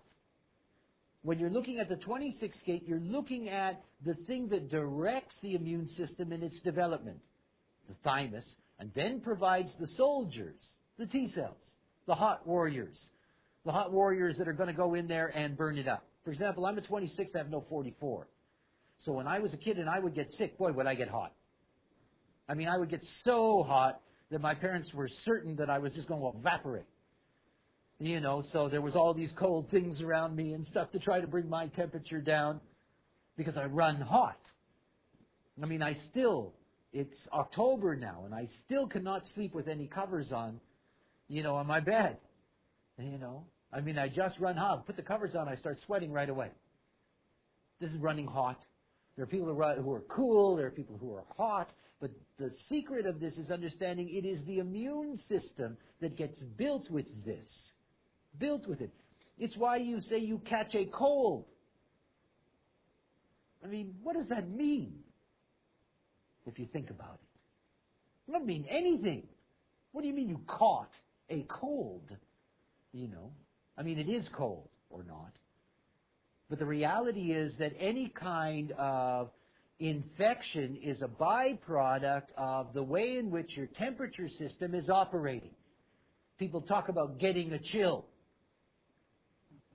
So everything about this channel here is very important because this is the immune system. And the moment that you have the immune system, you have that wonderful, wonderful thing, fear. Don't we love it? And if you don't, you should. If you're not afraid, you're never going to be smart. Never. Never, never, never, never, never. If you're not afraid that the next sound in the woods is going to eat you, you're never going to be able to deal with that situation. Never. You're going to get eaten. It's one of the things that human beings don't really get when it comes to the business of fear. Fear is there in order to bring about intelligence. That's it. As a matter of fact, the more frightened you are, the more intelligent you can be. And of course, if you don't take the fear personally, it's all okay. It really is. You see, most human beings deal with the problems of their lives, and these are their fears. It can be very mundane fears, is the job going to work out? Is the relationship going to work out? Blah, blah, blah, blah, blah. Every single one of these fears, from the most mundane to the most exalted, all of these fears are there to move your intelligence. And at the very source of what we call intelligence is the splenic center, is our immune system. It is the intelligence for all the highest levels of life. It is the intelligence system for plants. It's the intelligence system for birds and reptiles and fish. It's the intelligence system for mammals. It's part of and the root of our intelligence. In other words, survival and intelligence, they go together. They go together. You know, it's like here on the island with cats. You know, there are cats that are semi-wild here. They're smart. And then there are cats that are brought from Pasha apartments somewhere in Europe and stuffed away here in some of these houses. And they're not so smart. They don't have to be smart. I mean, people feed them cow every day. Imagine what that's like. You're a little cat, and you get to eat cow. I mean, nature did not provide you with that opportunity. You know, it didn't. So why work? They're bringing out the cow tonight. You know, that semi-wild cat that's out there hunting mice and working, smart creature. And it is the nature of life. And it's one of the things for us to do is that if we do not embrace fear, we don't get to see our potential. We don't. We don't. We don't get to see the beauty of what we can be because we don't fulfill the potential of our intelligence. See, this knowledge, if you intelligently take in and apply this knowledge, you will be liberated from fear. There isn't any fear at a personal level that's there to touch you anymore. There's just what life is. We can see. You come into form and it's a fragile business. It just is. And staying alive is a real accomplishment. And staying alive is something that's possible if you're burning inside. I don't know who this guy was. I think it was Joseph Campbell, but I'm not sure. I don't remember. Some essay I read years ago that described all of life as nothing but fire. You know, it's like us being oxygen breathers. I mean, we breathe in fire. I mean, we breathe. Have you ever seen what oxygen does to the side of your car? I mean, we call it rust. We breathe this stuff. You know, oxygen is incredible. It's an incredible corrosive. We live on it. Oh, good stuff. And it sets us on fire. Everything about these bodies is that these bodies are fire. They're burning. You know, we're warm. It's one of the things in the Maya I love more than anything else. I love to put my hand on a human being and feel their warmth. I love to put my hand on my dog and feel its warmth. Because the moment you feel that, you feel life. It's life. You can feel it. It's hot. You know? It burns. So this is the whole thing about the burning. You know, competition leading to fire. Leading to fear. Why do you think our personalities have such a tough time? Think about this. Think about it. This is the meat we come into.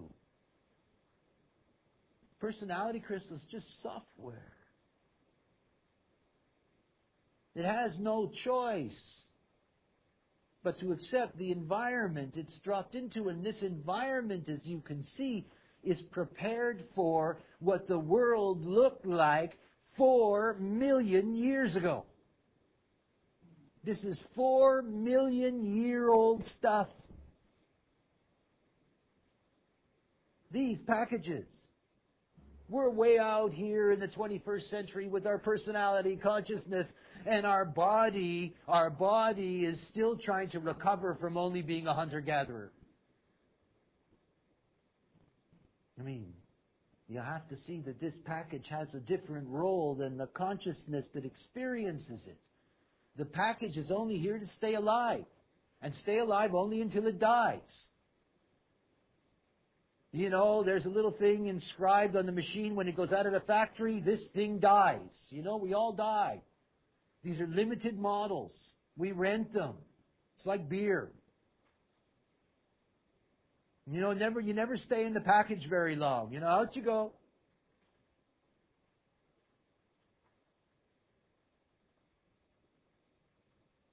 stage 7, 24 degrees of solar arc, and you can see that we now have a movement to the root. The root center is deeply underrated in human design analysis. It's enormously profound. Understand that the not-self strategy of the open root is to be in a hurry to die. It's to be in a hurry to get things finished so you can end the pressure, and the ultimate pressure is life itself. It tells you how powerful the root center is. It's always, always putting us under pressure. It's always, always putting us under pressure.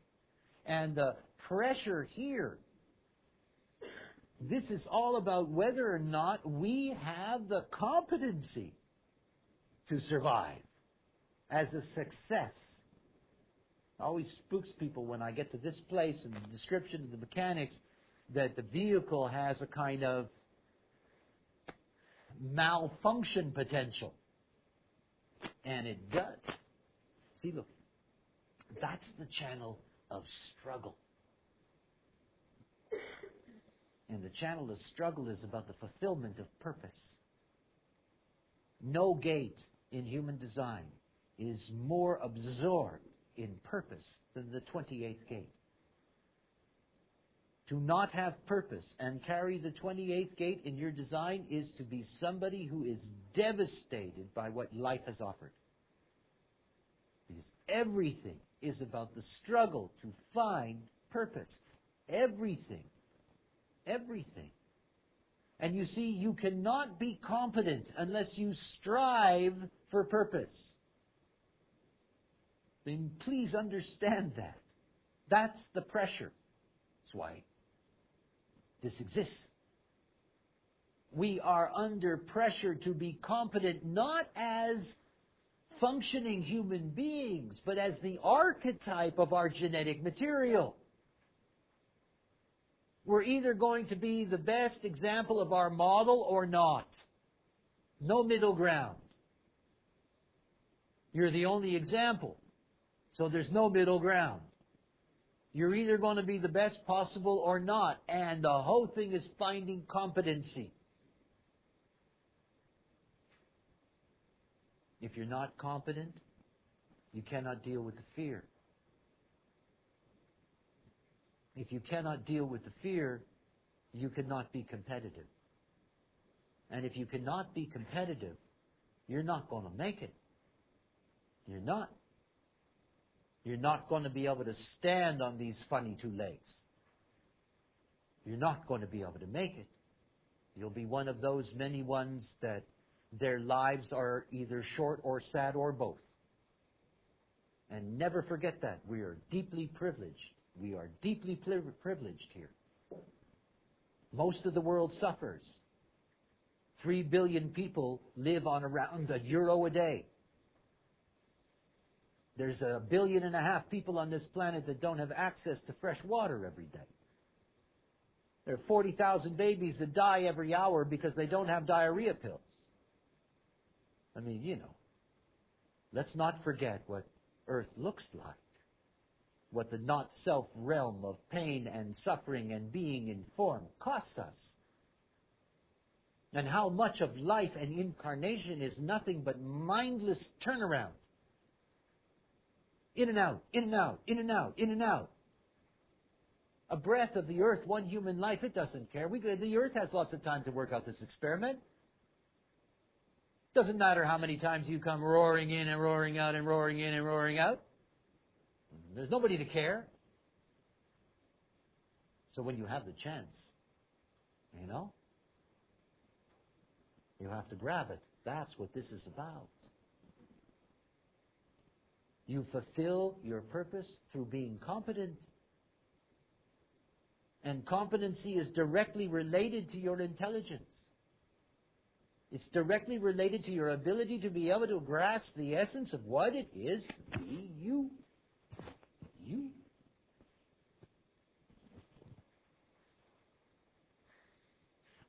What I always return to and what always amazes me is how simple it is to be mythologically awake. I never forget that. Every class that I teach, every corner that I go into in this knowledge, all the potential of the mythology, all of the horror of what is frightening for the not-self, of being informed, all of the things that line up stage after stage after stage after stage that are saying to you, hey, you want to be responsible for this? Human beings, we have no idea how these machines work. If we had to be in charge of breathing, we'd all be dead. I was too tired to breathe.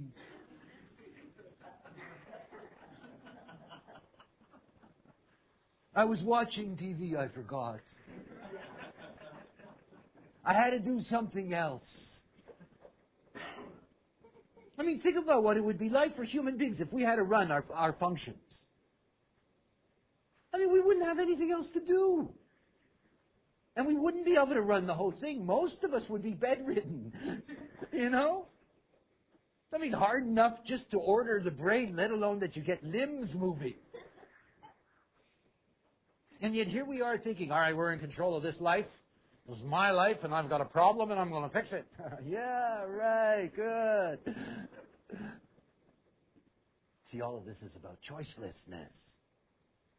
We don't have any choice. We don't. You're not here because you made the right choice. You're just here. You know, you flew in, literally. What to do, you know? It's not about choice. And there is no choice whether being here means that it has any value to you at all. It doesn't. It doesn't. None of these things are choices. They're just geometries. And if you're riding on a nice geometry, well, what the hell? What does it matter where it goes, or what it becomes, or what it is, or what it isn't? It doesn't. You get to notice that. You get to notice that when you wake up in the morning, all you've managed to do is wake up in the morning. And there isn't anything else. There's just, you woke up in the morning. It's another morning. Life has its own agenda. I was planning a move with my family to North America, to Vancouver. And on the cross of upheaval, I call my lawyer in Canada. And you know, he tells me it's not going to work. You know, and immediately all kinds of plans dissolve on the cross of upheaval. And, you know, I look at that and I think, yeah, well, what do you expect? You know, you want upheaval, you got upheaval, here's upheaval. You know, it's been delivered. It's just the way that it is. You know, Lao Tzu was a bright guy. You know, it just happens. It's true. It's true. It's all just happening. But you see, we're identified with this vehicle. We're identified with the pain of the vehicle, the problems of the vehicle, the survival of the vehicle, all of these things. You know, it's like the person who is so concerned about crossing a busy street that by the time they're looking in one direction, they get hit by a car in the other. You know, this is us. It's the way human beings are. We're so absorbed in our trip. I mean, I got people's trips up to here, eh? I mean, trip after trip after trip after trip. It's okay to play your movie. I love nothing better than an archetype as themselves. They're entitled to anything, after all. But the trips of the not-self, it's the same old movie over and over again, and it all goes back to all these very basic things. I can't compete. I'm not smart enough. I don't know where love is. You know, and they start whining. Got a life, you know, I never thought that I'd have to spend so much time in my life listening to whiners. You know? I don't mind the odd glass. But the rest of it, you know, this endless complaining about life. Give me a break. Well, it's all okay, you know? It's all okay. All right, let's move on. And we come to 8 and we come to my favorite channel. I love this channel. This channel holds so many mysteries in it. There's so many stories to tell. This is where you find God and spirituality. And it's where you find the killer, the butcher, that's us. It's where you find the possibility for what's new, truly new. Because this is a channel that carries deep within it the potential for the transformation of humanity. There's nothing quite like it. It's deeply, deeply mystical. It's about as mystical as you can get in the body graph. And it's about as mundane as you can get. That 19th gate is about very basic things. I need.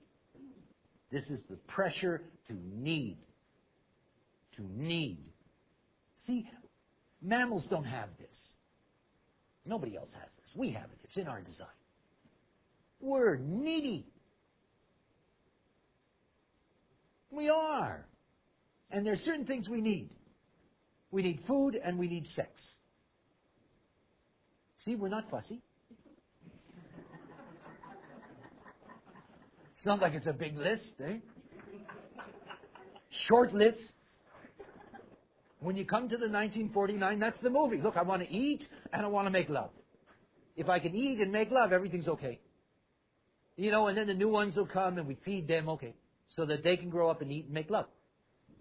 And if we all eat and make love together, then we can form a tribe. And if we all have the same rules for how we eat and make love, and it goes on and on and on. But you know, the first thing to understand about our basic needs is that our basic need is for food and sex. And when you go beyond food and sex, the next thing that you need is territory. Because you've got to have a place to eat and make love. You learn that when you're a teenager. Where do we go? You know? Where can we go? You know? Territory becomes everything. You know, they figured out how birds sing. You know, some crazy whacker in England, because only the English have this obsession with bird songs. And he did this computer analysis over years of bird songs. And what he discovered is they basically have 4 components. And the first component, the very first component is, I've got a territory. I mean, hey, you know, if you want to offer somebody something, you know, if you want a partner, you know, you say, hey, look, I got a territory. Here's my territory. That's us. Food and sex depend on the territory. And the territory, guess what? Has to be protected. That brings us to power. The 49th gate. The gate of revolution. The gate of principles. The gate of rejection. The gate of marriage and divorce.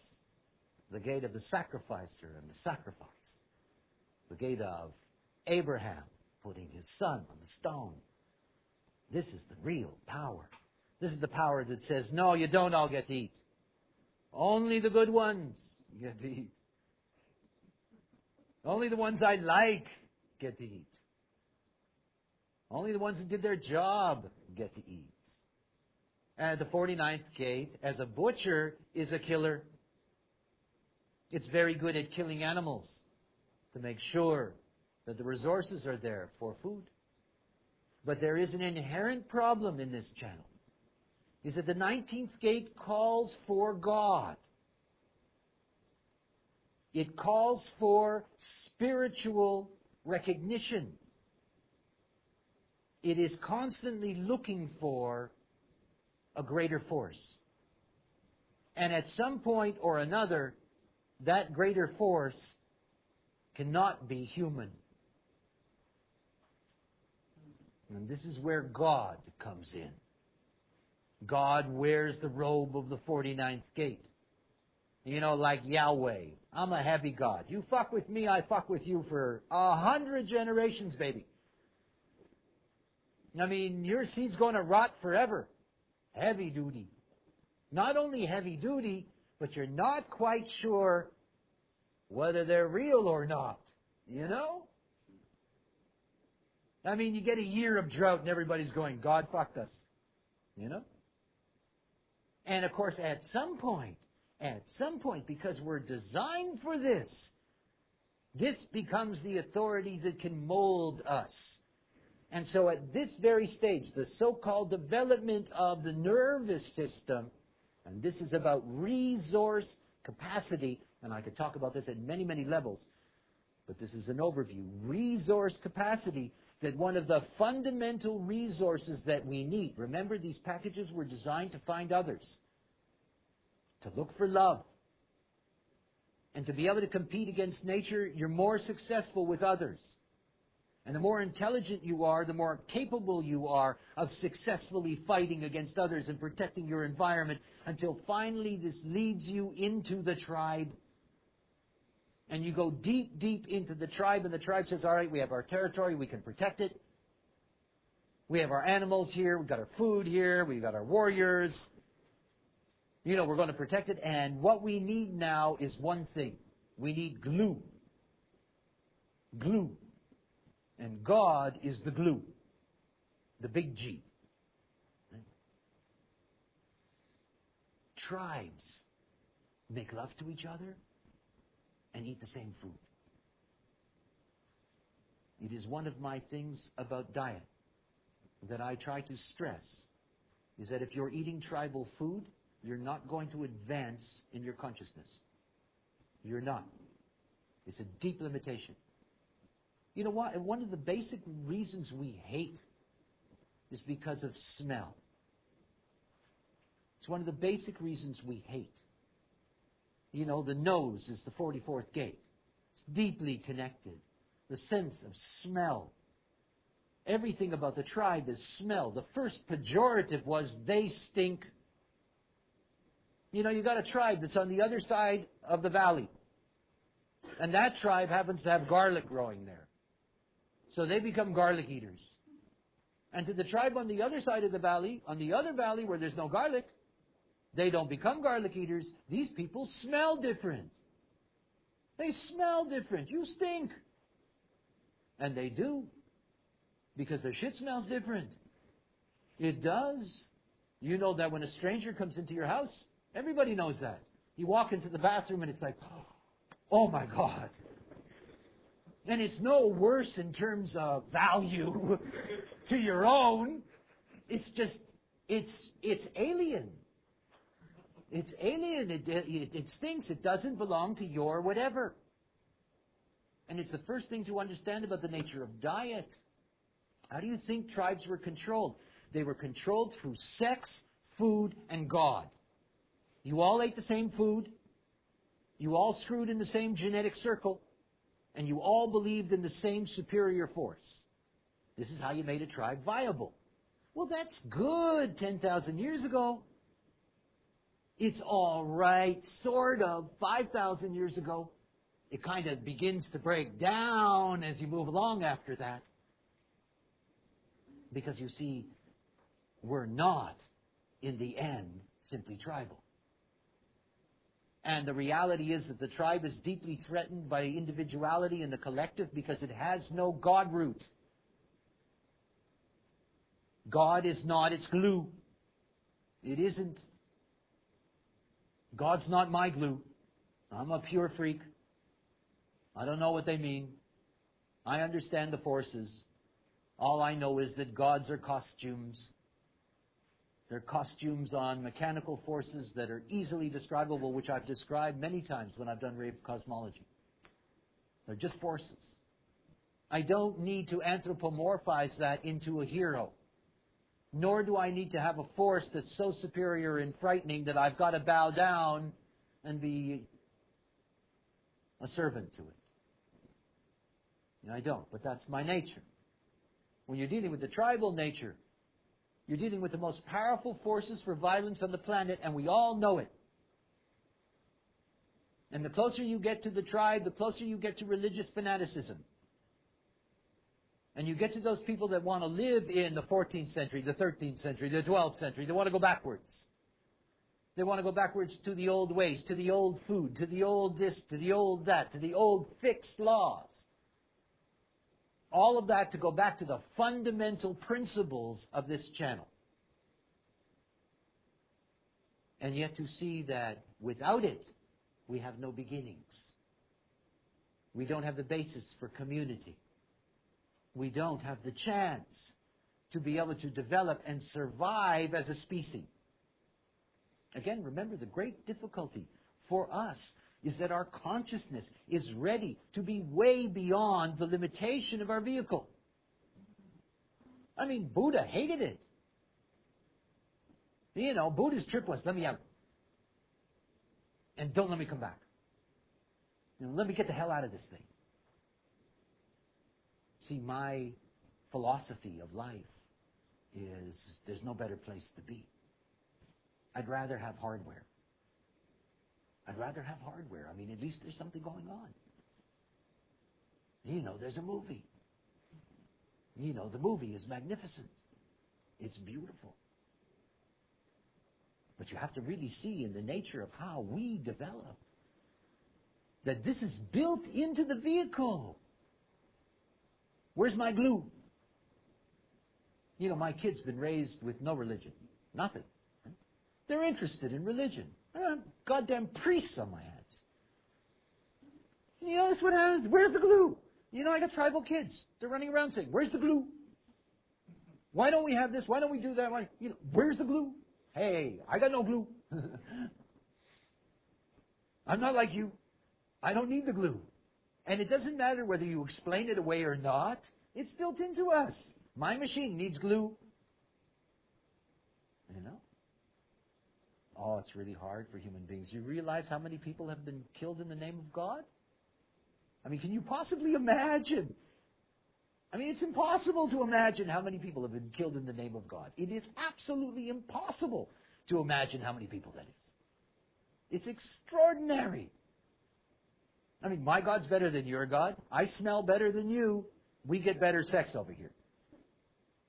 You know, oh, what to do? Being human.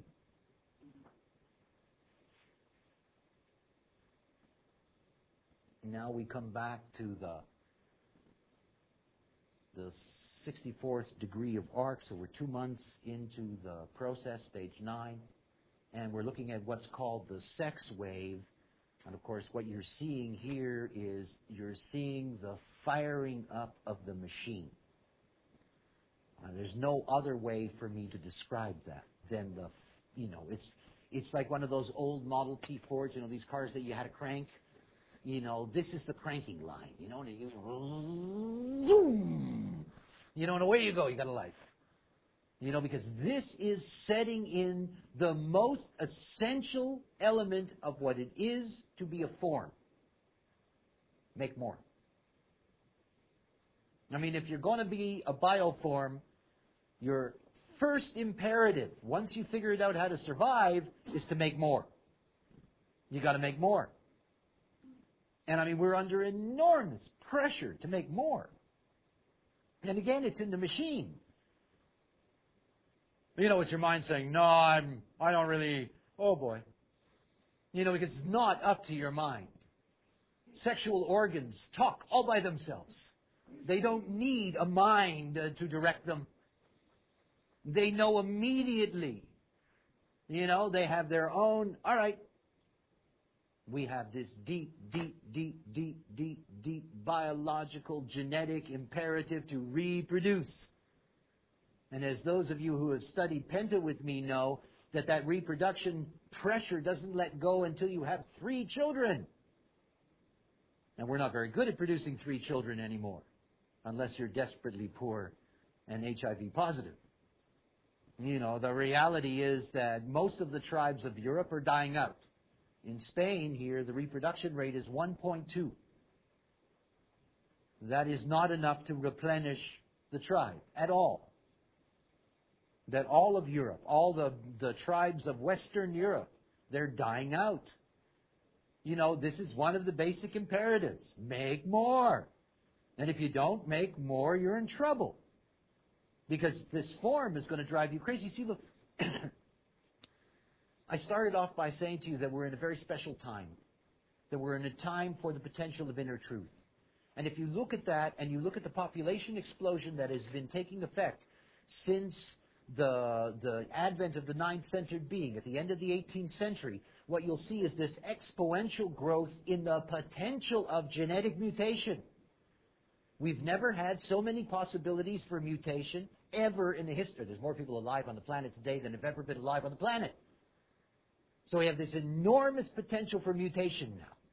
And not only not the old way, tribal mutation. The last 200 years have opened up, and particularly in the last 30 years, an enormous number of children that are born across tribal lines. I mean, my children have a bloodline that you can't follow. There's so many zigzags in there. You know, you're pulling from here and there and the other place. And this is the medium for transformation. It's like with diet. You know, these crazy people who say, you know, they've given up on urban life because it's so ugly. Oh, it's so ugly. And they're complaining. And they're going to go back to nature. And they're going to eat what they grow on the land. And they're going to be exactly like the people who first came there 300 years ago, with all their limitation and no potential for mutation. None. One of the most important things about the possibility of peace on earth is about food. You know, we have that. I go into my local supermarket here and I have food from all over the world that's there. I get to eat a little bit of this tribe and a little bit of that tribe and a little bit of this valley and a little bit of that valley. You know, I can have my sushi over here and my tacos over there, and it goes on and on and on and on and on. In other words, I have a global diet. So many of us in the West have a global diet. And that global diet is essential for our development. And it moves us away from hating the other. Not intellectually. They don't smell bad. Because we smell just as bad. I mean, you know, everybody's eating a burger. You know, so everybody's got burger smell. Well, they can no longer be the distinctive enemy. They can't. At the deepest level, at the level in which the sensory system of fear operates. You know, it's why you feel safe in your tribe, where you eat the same food and you have the same this and you have the same God and you go through the same steps and you have the same principles that you follow, all very safe, but a dead-end street. It's a dead-end street. There really is no place to go. So when you come here to this stage, you come to just the basic thing about form. Form says, look, we have a responsibility, we're going to make more forms, because we know pretty much that the form that's making the form is useless, and maybe the next one will be better. You know, it's the myth every parent has, that their child's going to be better than them. You know, this is the genetic myth. You know, it's the genes saying, hey, look, we don't know about you. Maybe the next one. You know, we don't know about this life. Maybe the next one. It's an ongoing process. So here in the sex wave, what you come to is something very essential. You know, what you get here is the solar plex motor being initiated by the sacral. Think about that. At this moment in the womb, this child, before this stage, is not exerting emotional pressure of any kind on its mother. The only thing that the mother that's carrying this child is aware of is that this is a demanding phase in the pregnancy. She may be more tired. She may discover that she has to eat more food. She feels more, you know, it's a period in which it feels like an enormous amount of energy is being taken from you, because this is the needy stage, the stage before this, the A stage. That's the needy stage, the 1949 stage. And there the fetus is going to display in that sense its neediness. But out of that emotional system is no wave. It's not like the child can depress the mother in the womb. Well, when you get to this stage, it can. Because this is the moment that the sacral center initiates the wave that lives in the sixth gate. It's the sixth gate that controls the three emotional waves that will operate through the three streams of the emotional system. So this turns on the emotional life. And actually, when you look at this channel, What you're really looking at is the preparation to be human. No other form has an emotional wave. Only humans have an emotional wave. This is a uniquely human process. And after all, this is going to be a uniquely humanoid awareness, in the sense that raved children, those that are going to be born with a mutation, that they're going to operate in a realm beyond the wave. In other words, their emotional systems will carry no wave because it will operate differently. You know, when you look at family analysis, we have the form that's known as the penta. And basically the way in which the penta operates is that it's a transpersonal form that operates from 3 to 5 beings. Yet human beings, that is within the context of us, our type of human being, we have no conscious awareness of penta. We can demonstrate it, we can show you how it works, and we can show you that the principles once applied are effective. So that when we're doing family analysis with penta, it can be of enormous value. Yet for the individual, it's not possible to intuit your involvement in the penta. When these children are born, they will consciously participate in the penta. And they will consciously participate through an emotional awareness that we have no access to.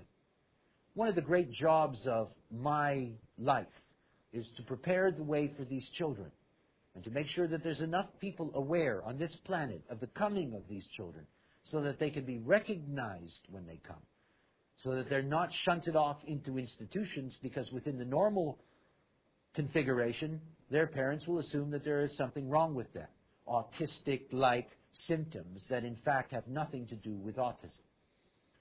So one of the things to recognize about this stage and how important it is that this stage really creates life. It turns on the sacral center. It turns on the whole sexual reproductive system.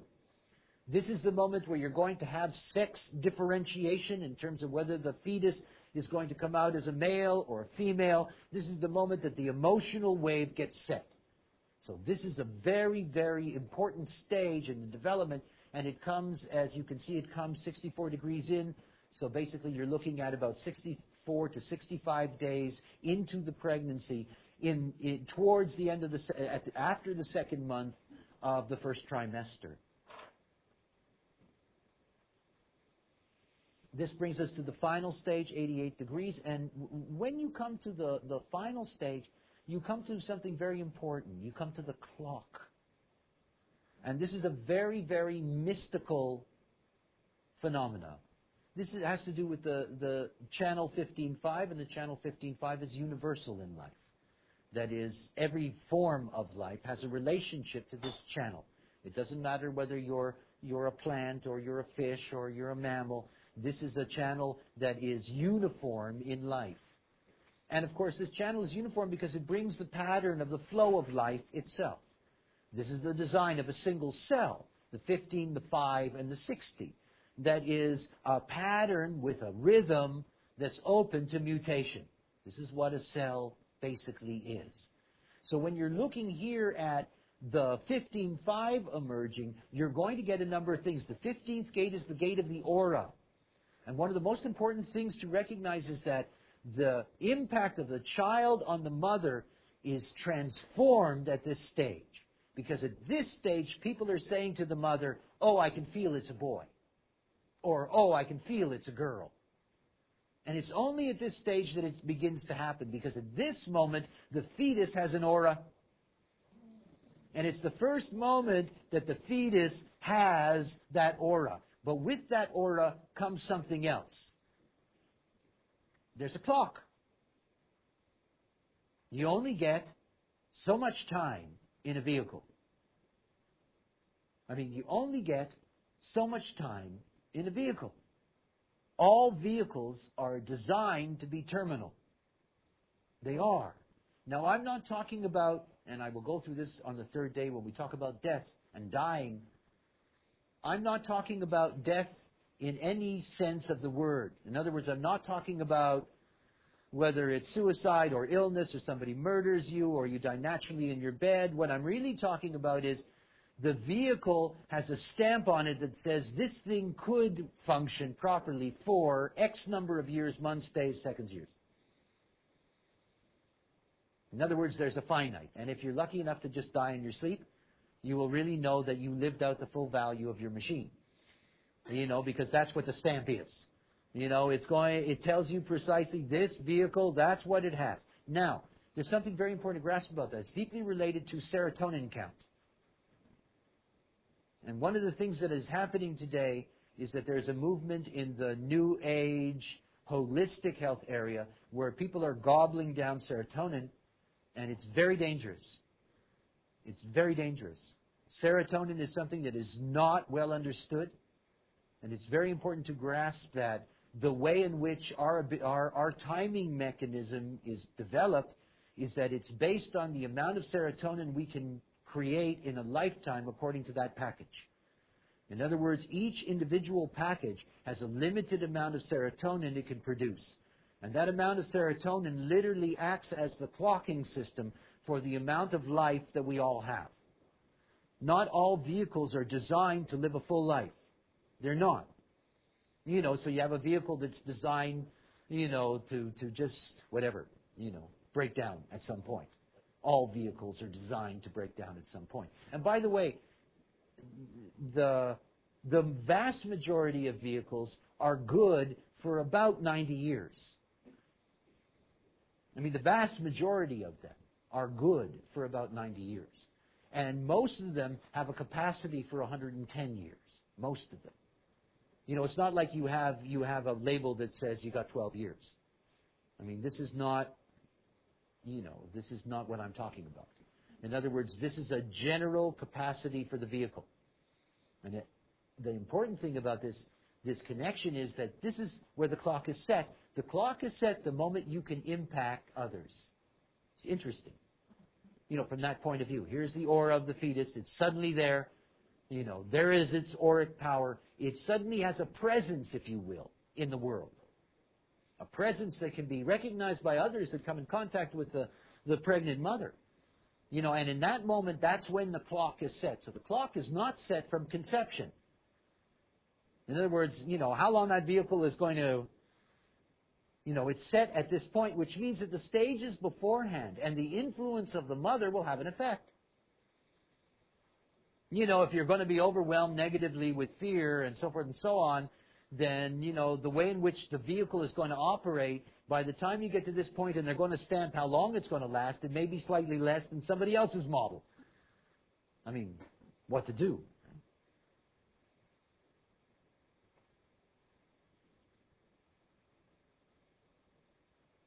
Okay, I just want to give you a short piece on trinary consciousness. Obviously, for, let's say, a normal pregnancy for 6 months, the mother is going to be living with what is essentially your design.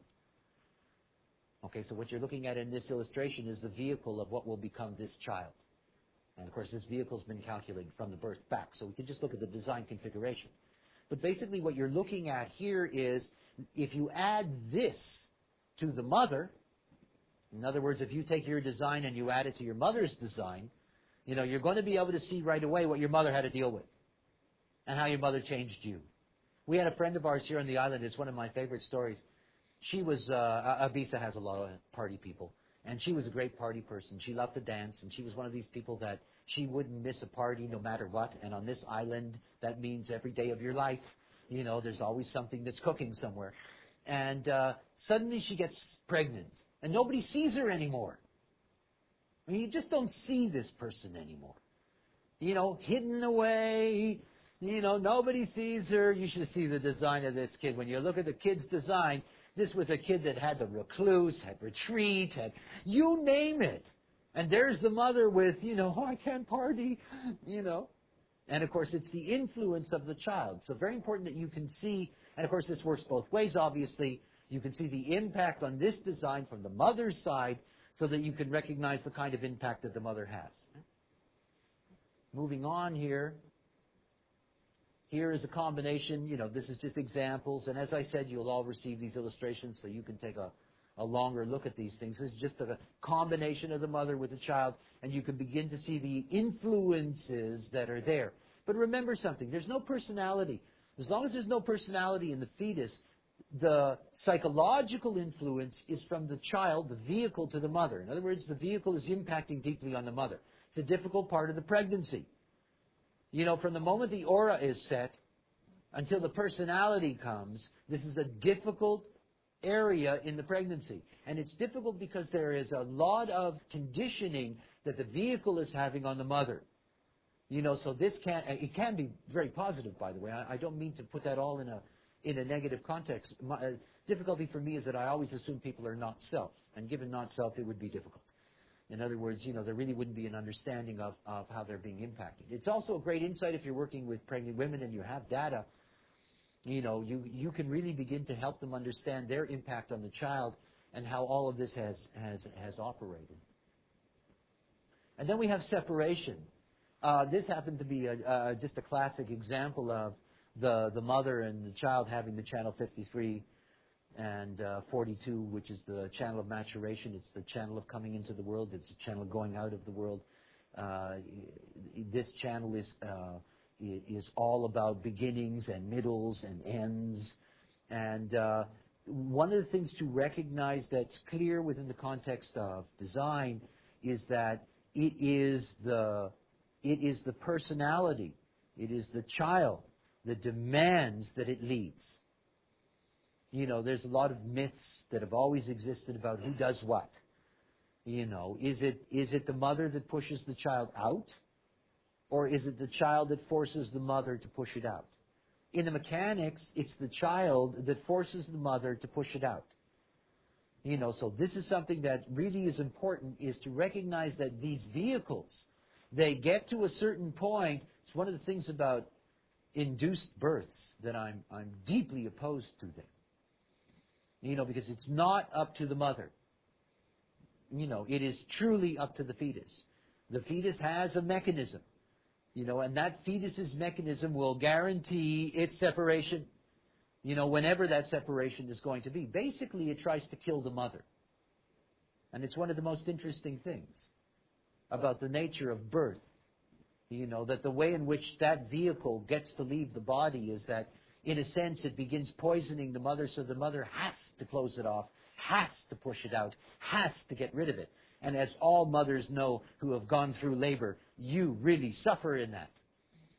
That is an enormously painful ordeal to bring that creature into the world. Eh? And finally, in that sense, we have the birth, and that will lead us to the life itself. One of the most important things with the knowledge that we have is that all of you have to be deeply sensitive to birth time. And that particularly when you're dealing with people you know who suddenly discover they're pregnant, you know, people who are pregnant and are going to have a child, you know, for them to understand how important it is to have good timing. And for those of you that ultimately have an interest in prenatal design, because I've had many students over the years that I've worked with this knowledge in depth, and there is good course material available on all of this information, how important it is to be able to have people that have the timing, and if they have the timing, how much you can help them in their process. And that you can really help them understand the nature of what that whole incarnative process is and depersonalize it at a certain level. You know, for them to see the karma of the fractal. It's not about what the child gets from the mother is bad. And the whole thing is that if you can work with the mother and the mother is healthy as herself, you know, then you're going to have a good, healthy program that's going to work. But it's one of the things for the future of human design, as I introduce at this stage now, it's 17th year I'm teaching, as I introduce this stage of design knowledge, it's deeply dependent on excellent time. I mean, it's deeply dependent on accurate time. Particularly when we get into things like incarnation sequencing, when we get into base analysis. I mean, everybody would like to know what their eternal perspective is. You have to have excellent birth time to get there.